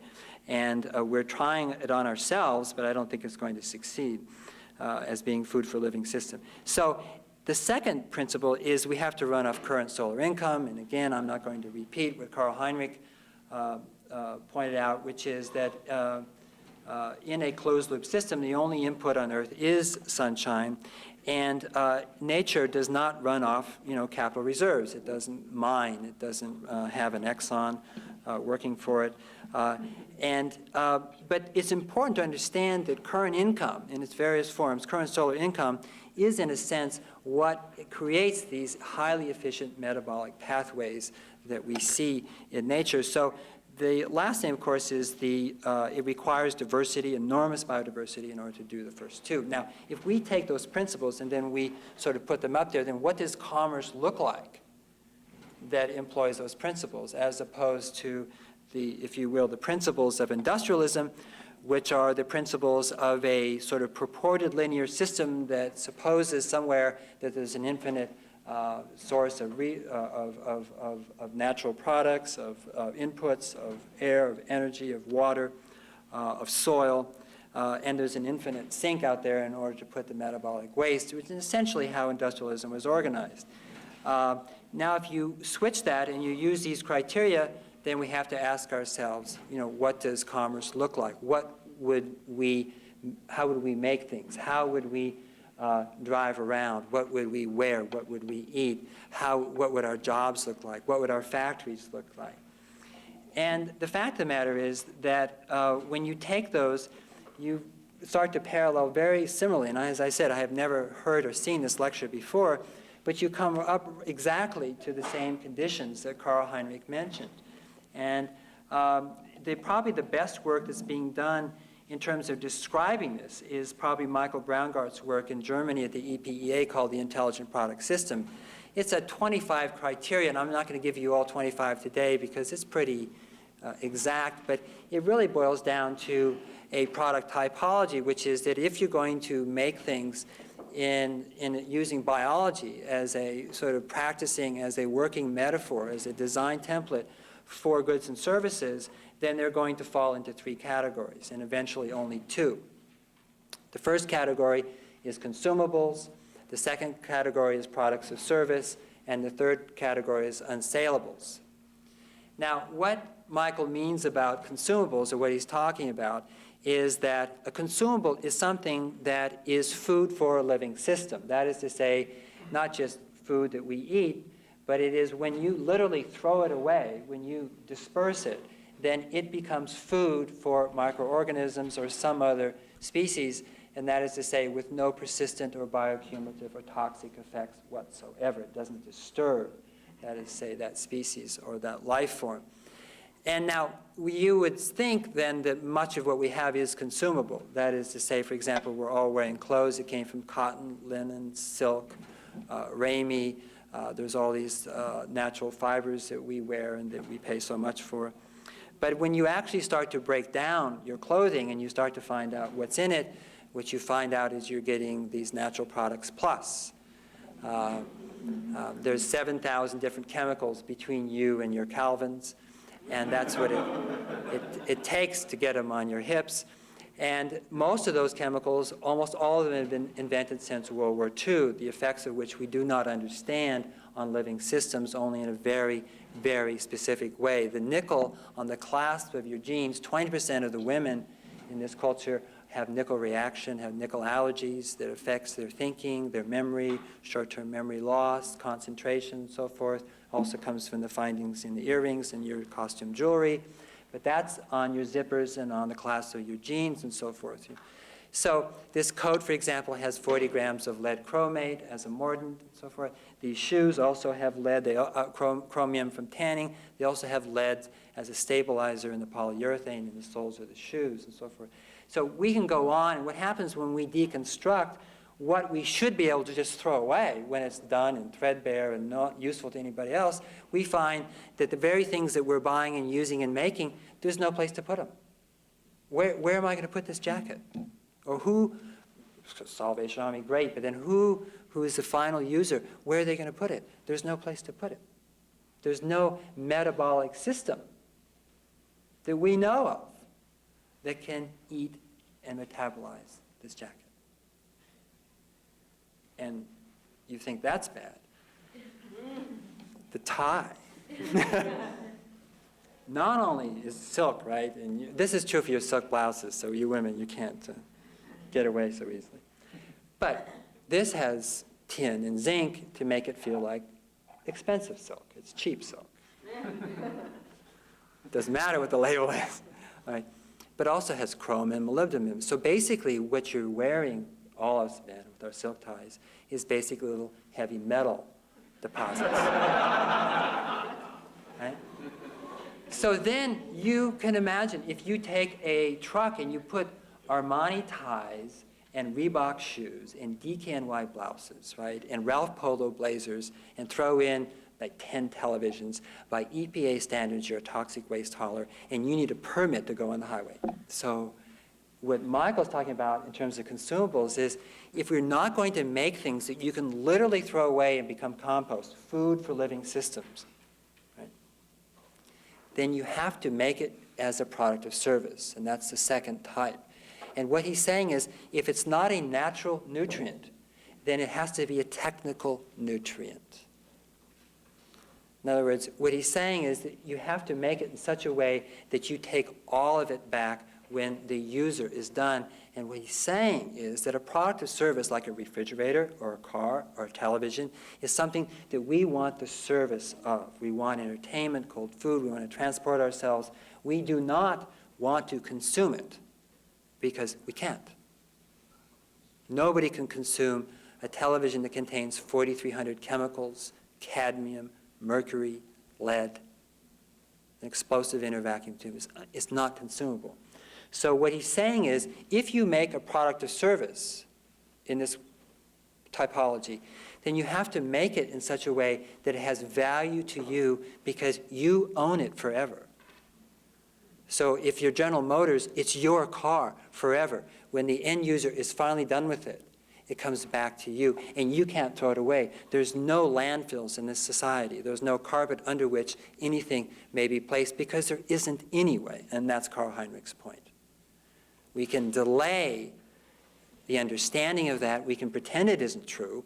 We can ship our lead batteries to Nigeria for recycling and poison people there. But the fact is, there's no place to put it.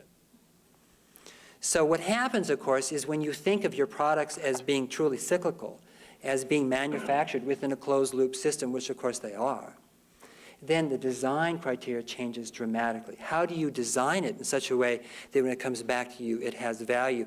And what this is doing already in Germany in anticipation of the Versailler Principle and these take-back principles, which are being bandied about in Parliament and so forth, is producing real engineering technical breakthroughs.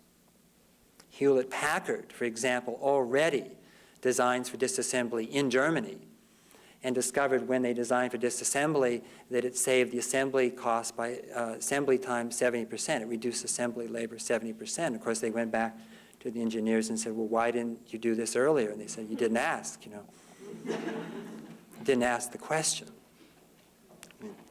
But they're not just designing for disassembly, they're designing for disassembly and complete reuse of the materials. So they're going to the plastics manufacturer, BMW has done this, other companies, and saying, by the way, what's in this stuff? And they give them an ingredients list, and they say, my God, I don't want it back. Because if I remelt this plastic, it's useless, and I don't want to breathe what happens when I melt it anyway. It'll poison my workers. So they're coming up with new thermoplastic resins, which are not only sulfur-based, do not have heavy metal stabilizers, which can be reused 10, 20, 30, 40 times before they start to be no longer useful. So they're trying to push out on this chart the useful life of the materials that they're doing, so that basically the raw materials for the auto industry are on the highway today, not in the chrome mines of South Africa, not in the Masabi Range, not in Kuwaiti oil fields. And the last category is unsaleables, and they're saying is if you still want to make these persistent toxins, heavy metals, radioactivities, that's fine, but just like the products of service, you own them forever. You have to put your name on them. You have to molecularly mark them. And what they're talking about here is, we have, if you look, sort of a history of rights in this country, not this country, in the world, starting with Magna Carta, which is for rich white men, noble rich white men, and then we had the Declaration of Independence, which was for rich white men. And then, we had the so-called Emancipation Proclamation, which didn't really do the job. But then we had suffrage. And then, of course, we had the Civil Rights Movement, which did a little bit better.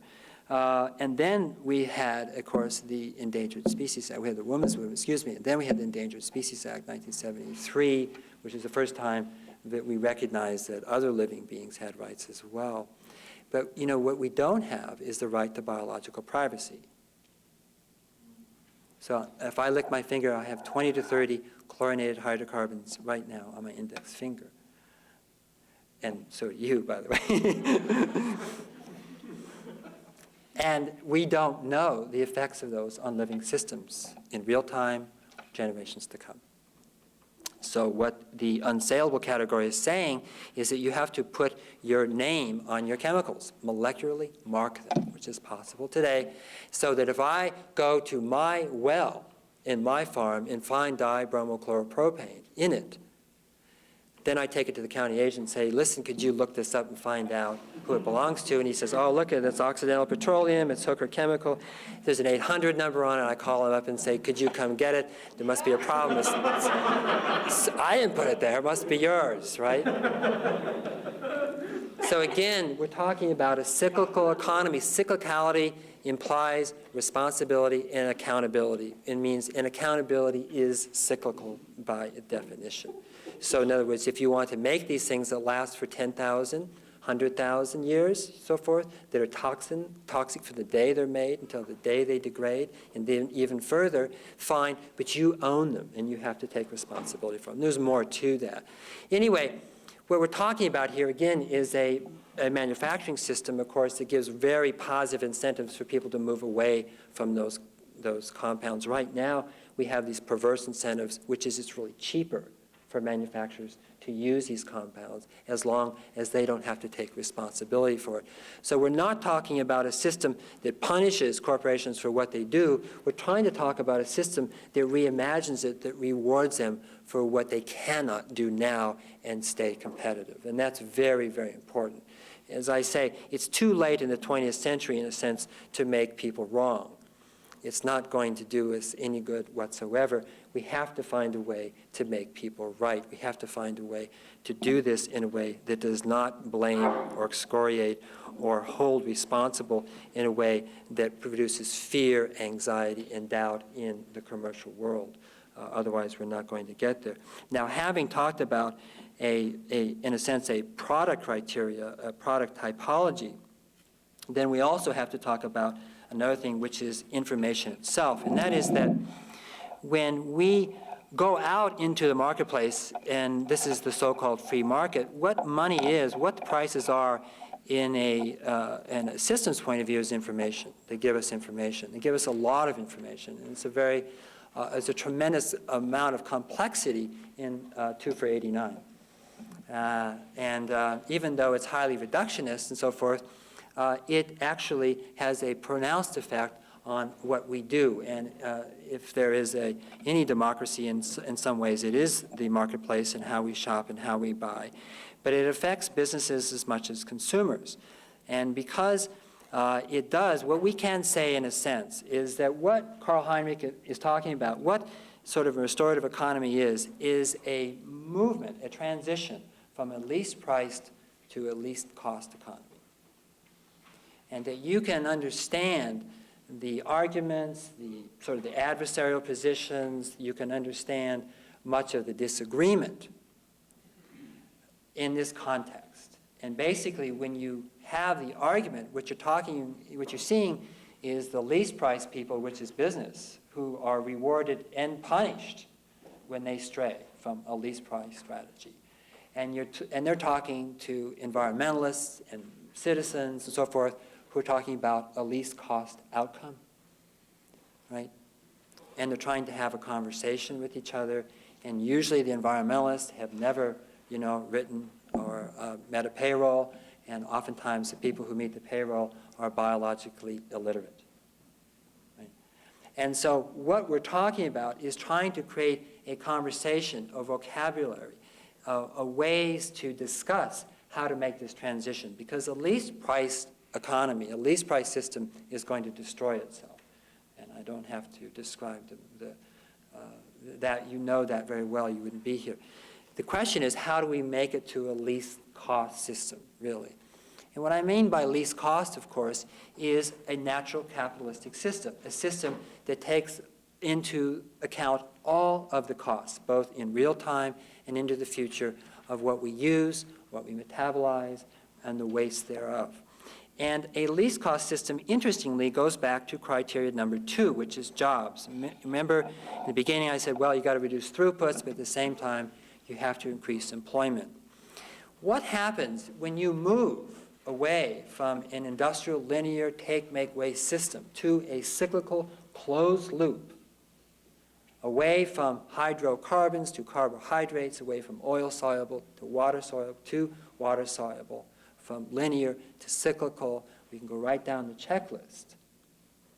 But what happens is you're moving away from a system that has valued and made money by increasing human productivity, which is the present industrial system, to one who has very positive incentives to increase the productivity of natural systems. And then those incentives are far greater than the ones of increasing human productivity. The industrial system, as we know it, was founded, in a sense, in a time when there was relatively few people and a superabundance of raw material. And we have now reversed that. We have a superabundance of people and a decreasing amount of raw material and natural resources, and yet we're still using the same principles as if they still applied, and of course they don't apply whatsoever. And what we have to do, in a sense, is change the price system so that all the participants in the economy, 5.5 billion people, get the right information. Because as long as they get the wrong information, they're going to make the wrong choices, inevitably. For example, when you talk about sustainable agriculture versus industrial agriculture, you're talking about one model which internalizes its costs and one model which externalizes its costs. I don't need to tell you which is which. The fact is, when you internalize your costs, you have a higher price. So you go to the market, and your tomato or your lettuce is more expensive than the product where costs have been externalized. Now, those externalized costs, of course, are health to the worker, groundwater depletion, soil depletion, pesticide runoff, the eutrophication of our lakes and our rivers and our oceans due to the runoff of free nitrates. Now, when you compare them and you go to the market, you say, well, this is more expensive and the industrial tomato is cheaper. Of course, it's upside down backwards. The fact is, the organic or sustainably produced tomato is much cheaper than the one produced industrial, except you don't get that information in the marketplace.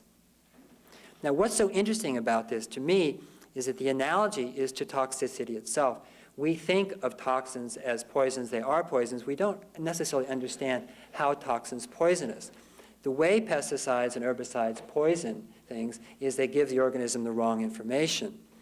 They are hormone replicants. That's one of the problems with them, is that we recognize them, our body, as hormones, which is why they cause endocrine disruption, cancer, etc. But the fact of the matter is that a broadleaf recognizes an herbicide as a growth hormone. It makes it grow so quickly, it outstrips its capacity to take up water and nutrients, and it dies. And we say, oh, it's a toxin, it killed it.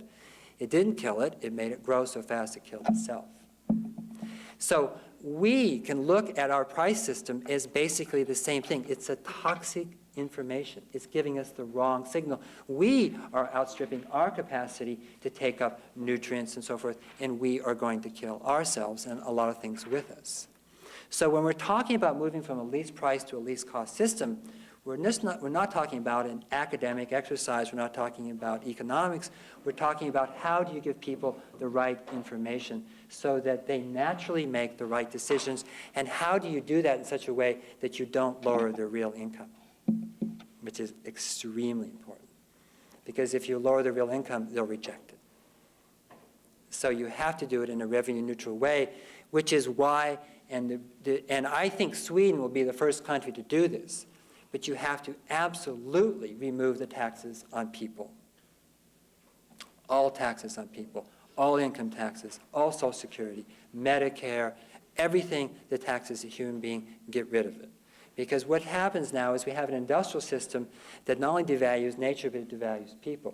We're getting rid of people. We're downsizing. We're restructuring, all these euphemisms. But basically, we're getting rid of people very rapidly, producing this tremendous anxiety in the workforce and social dislocation. What we want to do is do the opposite. And when you shift the tax system from people and you shift it to energy, to virgin resources, to those things we want to preserve and save, then you produce incentives for companies to increase the productivity of their natural capital. And those incentives, when you increase the efficiency and the productivity of natural capital, you require more people to do it. If you compare the labor intensity of the carboniferous or the non-renewable energy systems as compared to renewable energy systems are 2 to 5 times more labor intensive, and yet they reduce dramatically the impact we have on natural resources. And you go right down the line in terms of agriculture, the built environment, forestry, farming. What happens is when you shift the cost to natural systems, to natural capital, then the incentives are such that you need more people to make money. Isn't that interesting? Instead of less. So what we're talking about here is not just saving species or saving natural resources or preserving forest cover.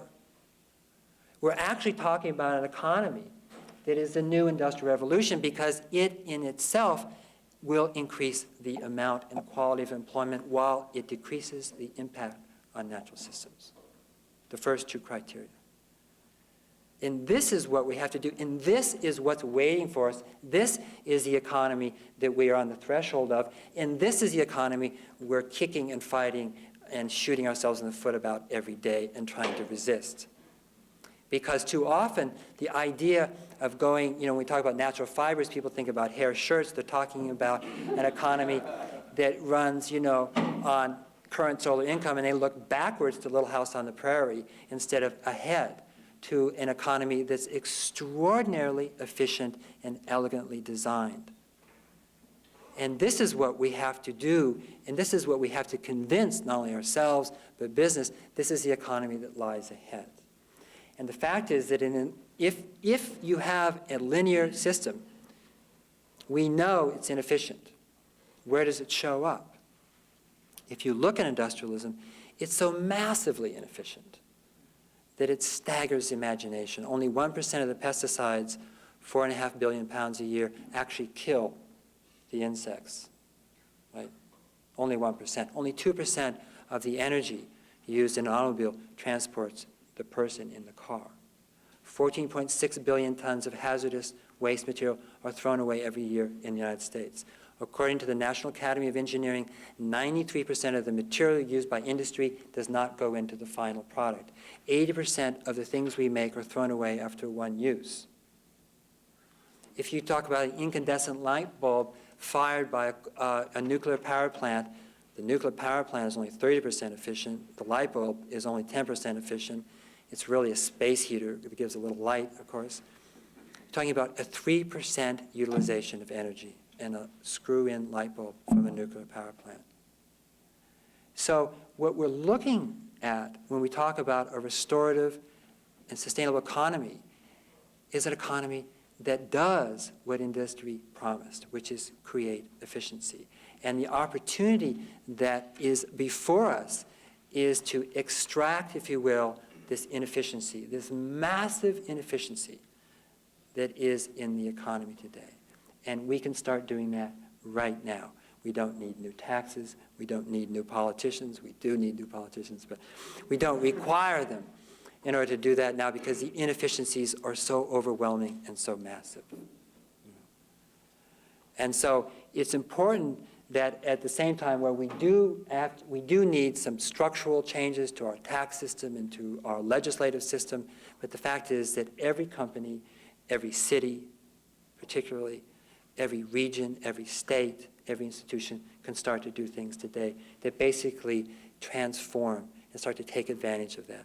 I'm going to give you just a couple quick examples of what we're doing today so you have a sort of a hands-on example as opposed to a theoretical. One is that we are working in a city, in America, 2 cities now, that have hot summers, cold winters. And what we're doing is working with a major manufacturer of super windows, the R8, R10, which are usually more efficient than people's walls, to build factories in the cities themselves and to install windows directly to retrofit all of, or most of all the residences and business structures in that city. Now, the calculations are fairly simple, although they're still being done and modeled at Carnegie Mellon, which is this, which is that the number of kilowatt hours that's being exported out the windows is greater than the cost of the windows on an amortized basis. It's that simple. In other words, it's cheaper to put in the windows than to keep buying the energy from wherever it's coming from. And so what happens is when you put in a window company, and we're calling it a window utility as a working title, but what happens is, and you install them, the way it works is that somebody knocks on your door, comes and says, listen, we'll match these windows exactly, but they'll be super windows, whether they're wood or aluminum. All the windows are recycled and reused, so nothing is thrown away.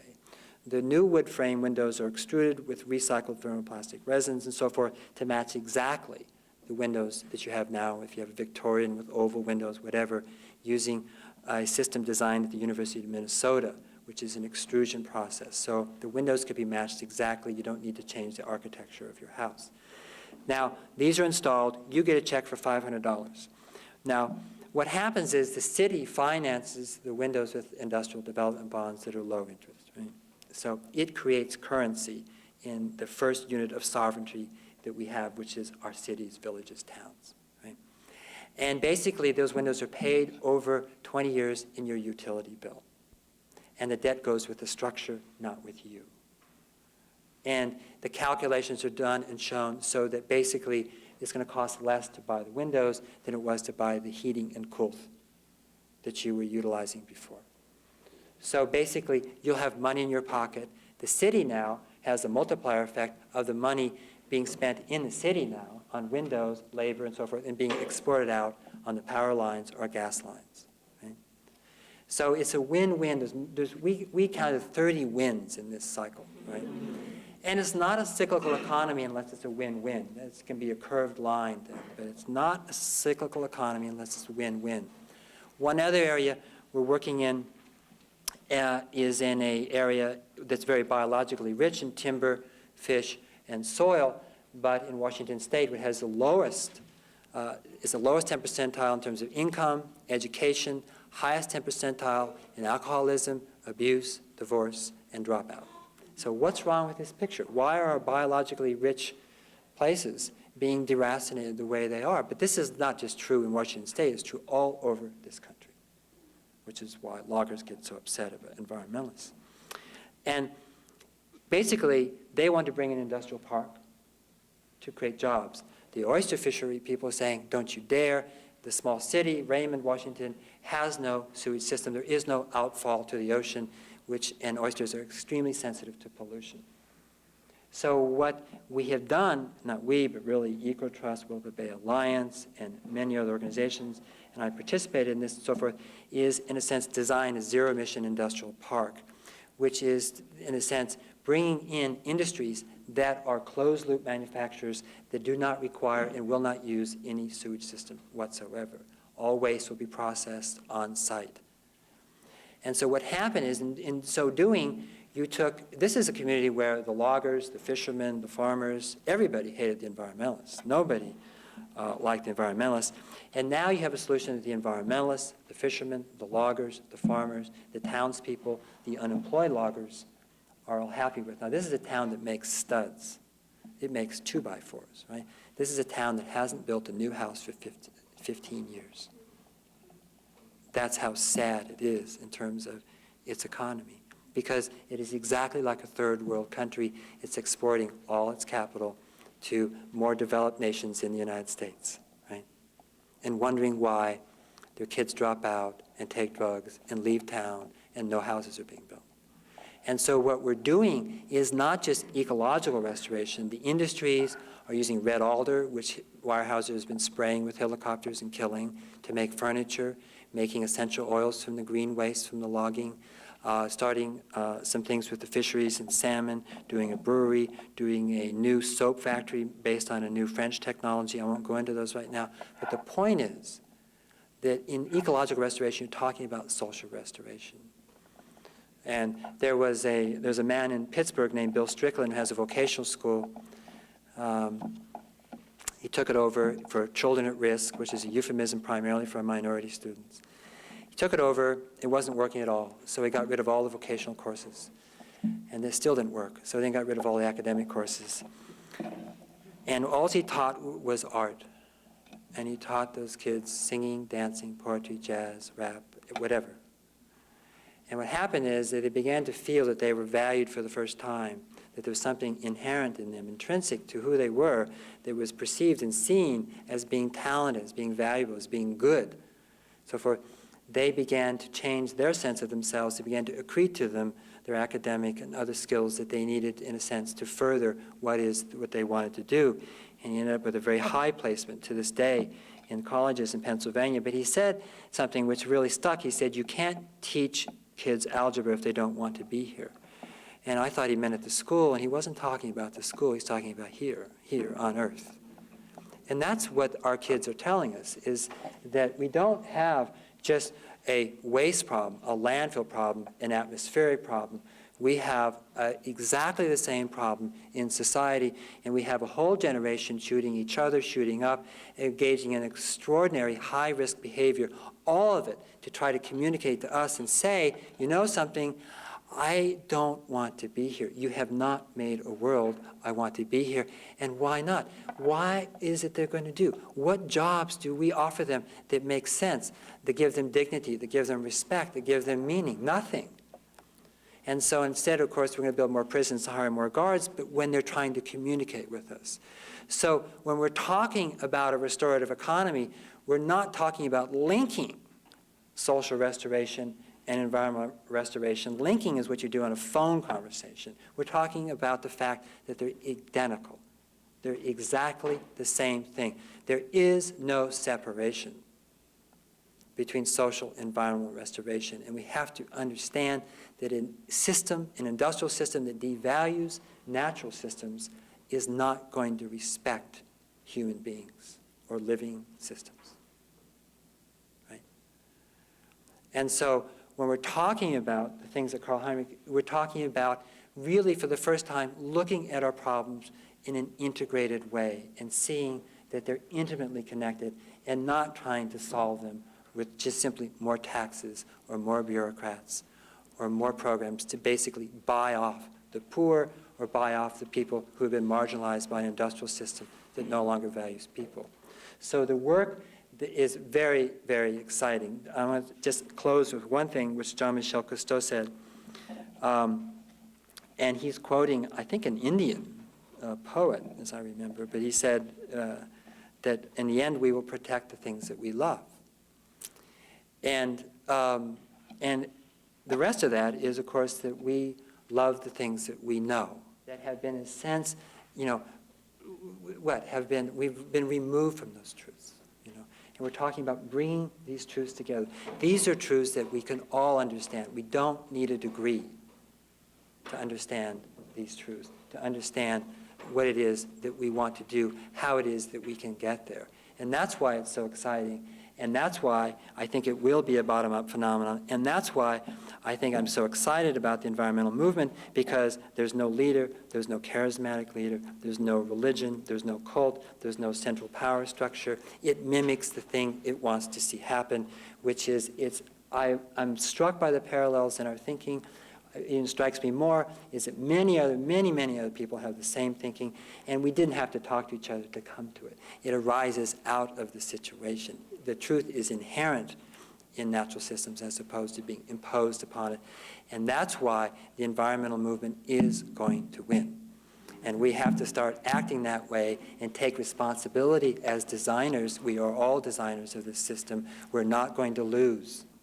We're not going to lose. There is going to be ecological reformation, social reformation in our lifetime, and it's time that we took that responsibility on, as opposed to environmentalists sort of being on the outskirts or off stage shouting, saying, you know, I told you so, and hoping the ship goes down. In other words, we have to know that this is going to happen. These truths can't be stopped. So thank you very much. And I'd be happy to do questions.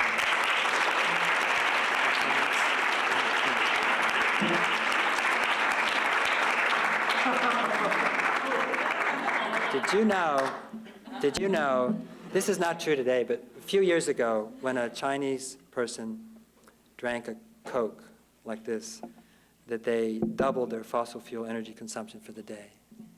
Isn't that amazing? I'm thirsty, but not that thirsty. Yeah. When I went to purchase your book, The Ecology of Commerce, I looked first in the business section of the bookstore and didn't find it there. I found it in the nature and environment section.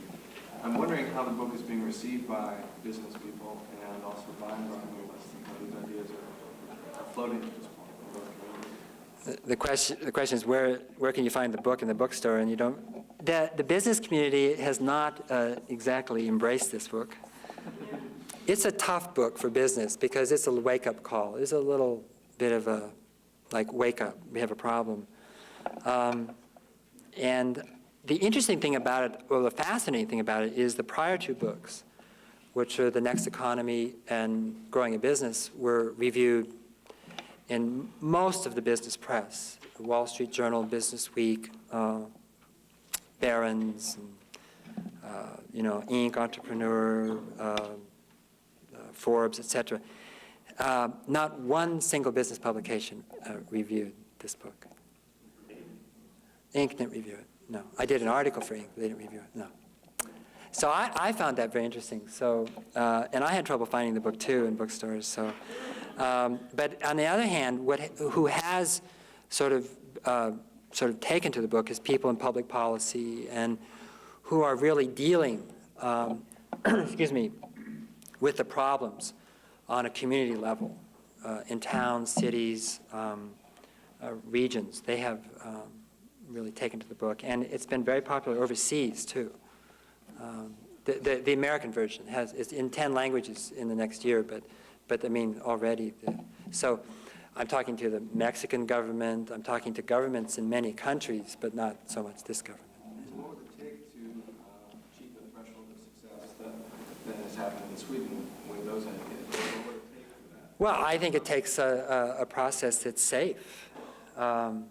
And I don't think we have created safe, I mean, that's certainly what Peter Senge is doing here. I mean, he's creating safe dialogic processes. But I mean, I don't think we've created one around this issue for business yet. And so you get, because you have the split between least cost, least price, you get businesses doing the most foolish things, to sincere, I have to say, but foolish, to try to win over and curry favor in terms of their environmental awareness. You get McDonald's and EDF, going from polystyrene to paper clamshells, When, everybody knows the environmental problem is inside the clamshell, right?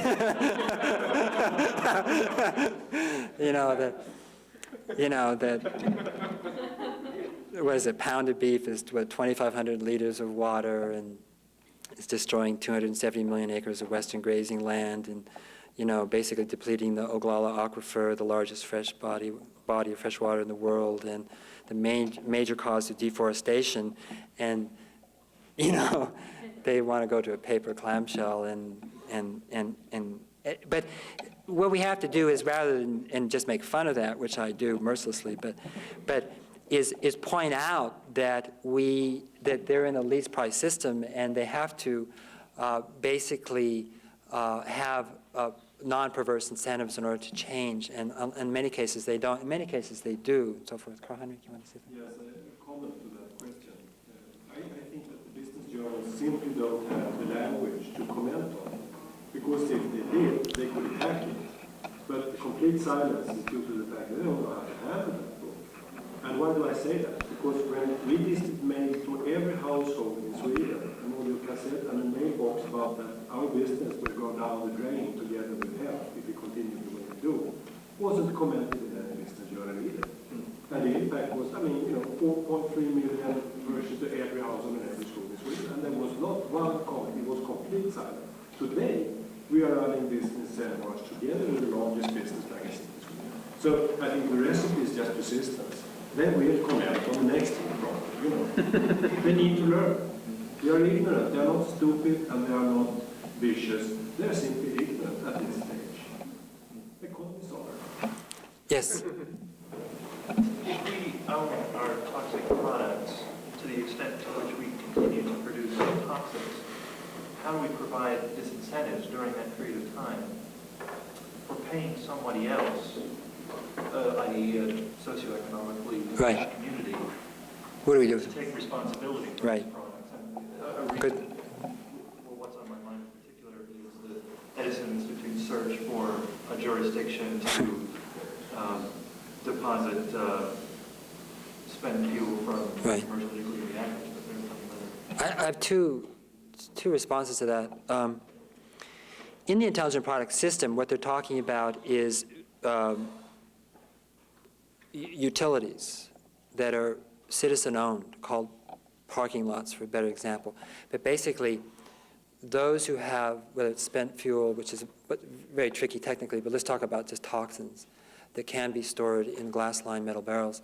What they're saying is that those have to be stored at these parking lots. You can't store them yourself. In other words, you may produce them, you may have them, but you can't keep them.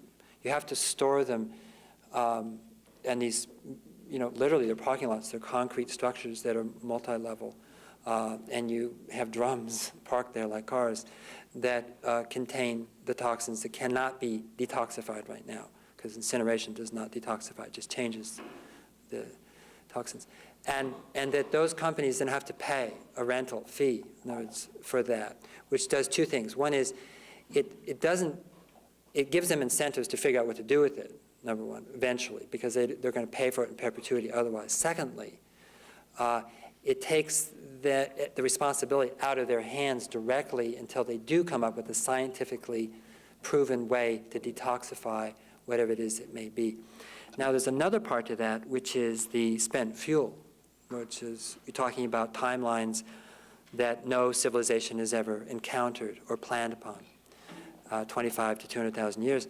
And one of the most interesting proposals I have seen was, first of all, what I thought was disastrous, and then it was a very interesting response, was from First Americans, and that is to put it on reservations. And I thought, oh God, here we go again. I said, can you believe it? First we exile them from their exiled land because we found uranium on it, and then we're going to, put back plutonium, other radioactive waste. But it does seem sort of like another type of cultural imperialism, and it is, excepting that one of the tribes said, no, we think you're right. You don't know what to do with this stuff. And we have a culture, that does think long term, and you don't. So better give it to us, because we think we can take better care of it than you can. And that's going to, in a sense, be our duty, for the earth. It's not a favor to you, it's a favor to ourselves.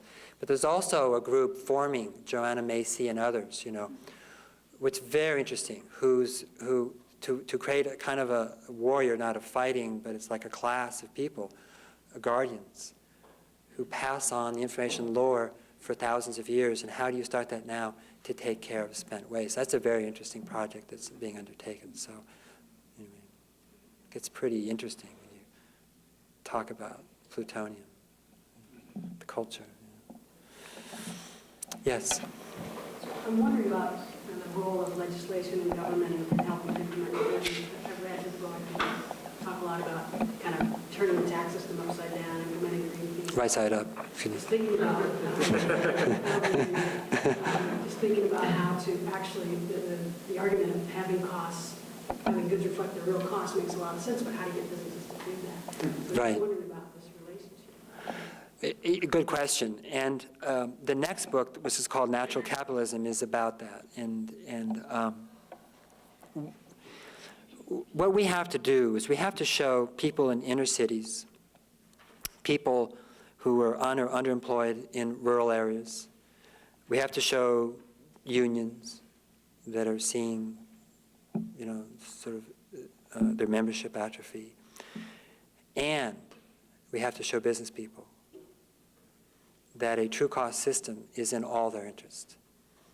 Because the fact is, when we go to true cost, when you go to a system that rewards natural capital productivity, you create a climate of innovation and change that makes the super information highway look like basically an electrical job. Because right now, so much of the technologies and ideas that would accomplish these increments in productivity are basically uneconomic. And so by basically, we're not just not costing things at their true cost, we are subsidizing their depletion. There's really not a resource in this country that isn't subsidized. Water, soil, minerals, oil, coal, forest products, fisheries. We, the taxpayer, are subsidizing the depletion. So when we talk about a true cost thing, we're talking about releasing innovation in a subsidized system, right? We are suppressing the imagination, the creativity, and the best instincts of our people, whether they're on the top or whether they're on the bottom right now. And so what we have to do in a sort of pedagogic way is really show that this is true, so it doesn't come out as a win-lose, topsy-turvy, let's shift it sort of thing. It's going to require study, a lot of thought. It also has to be phased in over a very long time, 20 years I'm using, so that it is not disruptive, it's not dislocating, so you can engage in long-term planning that's rational, that makes sense, that you can have these increments, that it isn't punitive to any one group or class of people in society. Yes? Do you in English call the economy they were running in Russia planned economy? Planned economy? When we're being nice, yeah. But in Sweden we say planned economy when it is superimposed, there is no freedom in it. Yeah. What we frequently forget is that this is exactly what we have been running in the Western countries, because there is no law of nature saying that we can't have the relationship of income tax and natural resources that you are suggesting. It is superimposed on top of us by political decisions. There is no law of nature at all. It is a planned economy, just like in the Eastern countries, which we have been doing and running in the name of freedom, which is actually... And to me, part of the process of the exercise is to get our language straight here. Because it's funny when you go, and I took Economics 101 in high school, actually, as a correspondence course from Cal when I was a junior. But the first, chapter defines income, And income is what you can take and leave the capital intact, right? It's like, oh yeah. And so, when people say, well, how are you going to price it? Who's to say what the true cost of a sequoia or a mineral deposit or, the water is and so forth? And that's easy, Freshman economists can do that one, because basically, Either we're going to preserve and increase capital, or we're going to deplete it. So the cost is what we can take in a year and leave the capital intact. That's our income. That's the cost of those products. Now, when we have a system that subsidizes them, that guarantees the right of private property owners, to treat it any way they can and so forth, there's no way that we have a tax system that can distinguish between income and capital. And that's why I go back to the thing. I want to try a capitalist system. Maybe it isn't any good. Maybe Marx is right, but we haven't tried it yet. And I really want to see us try a system that distinguishes between income and capital and recognizes, and where everybody knows the difference, even a fifth grader. Yes, one more question, then we should. I'm still struggling to find the biggest leverage for all this movement.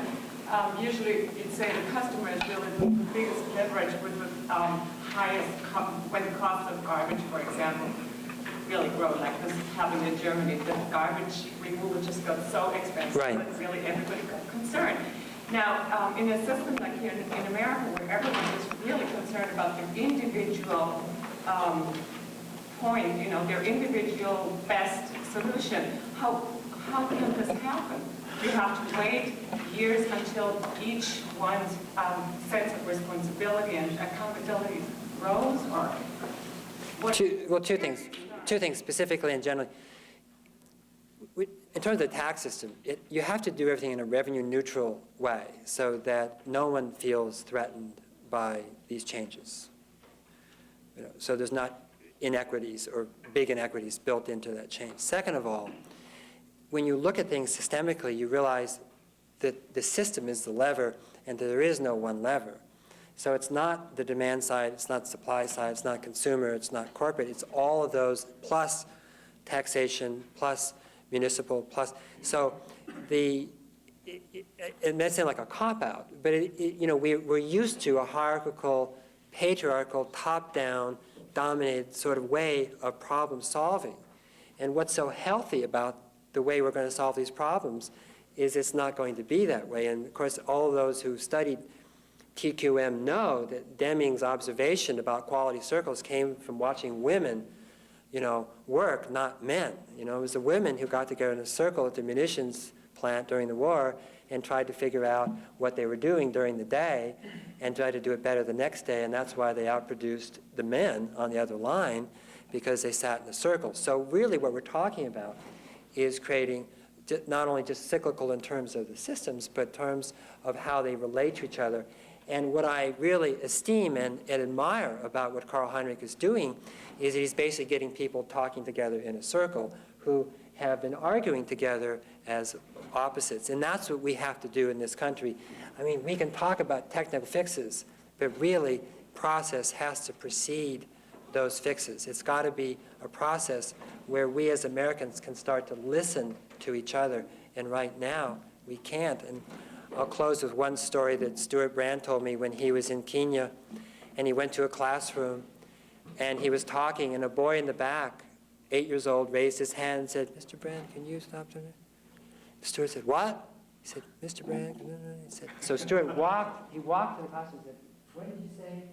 He said, "Mr. Brand, could you talk more softly? I can't hear you." Thank you.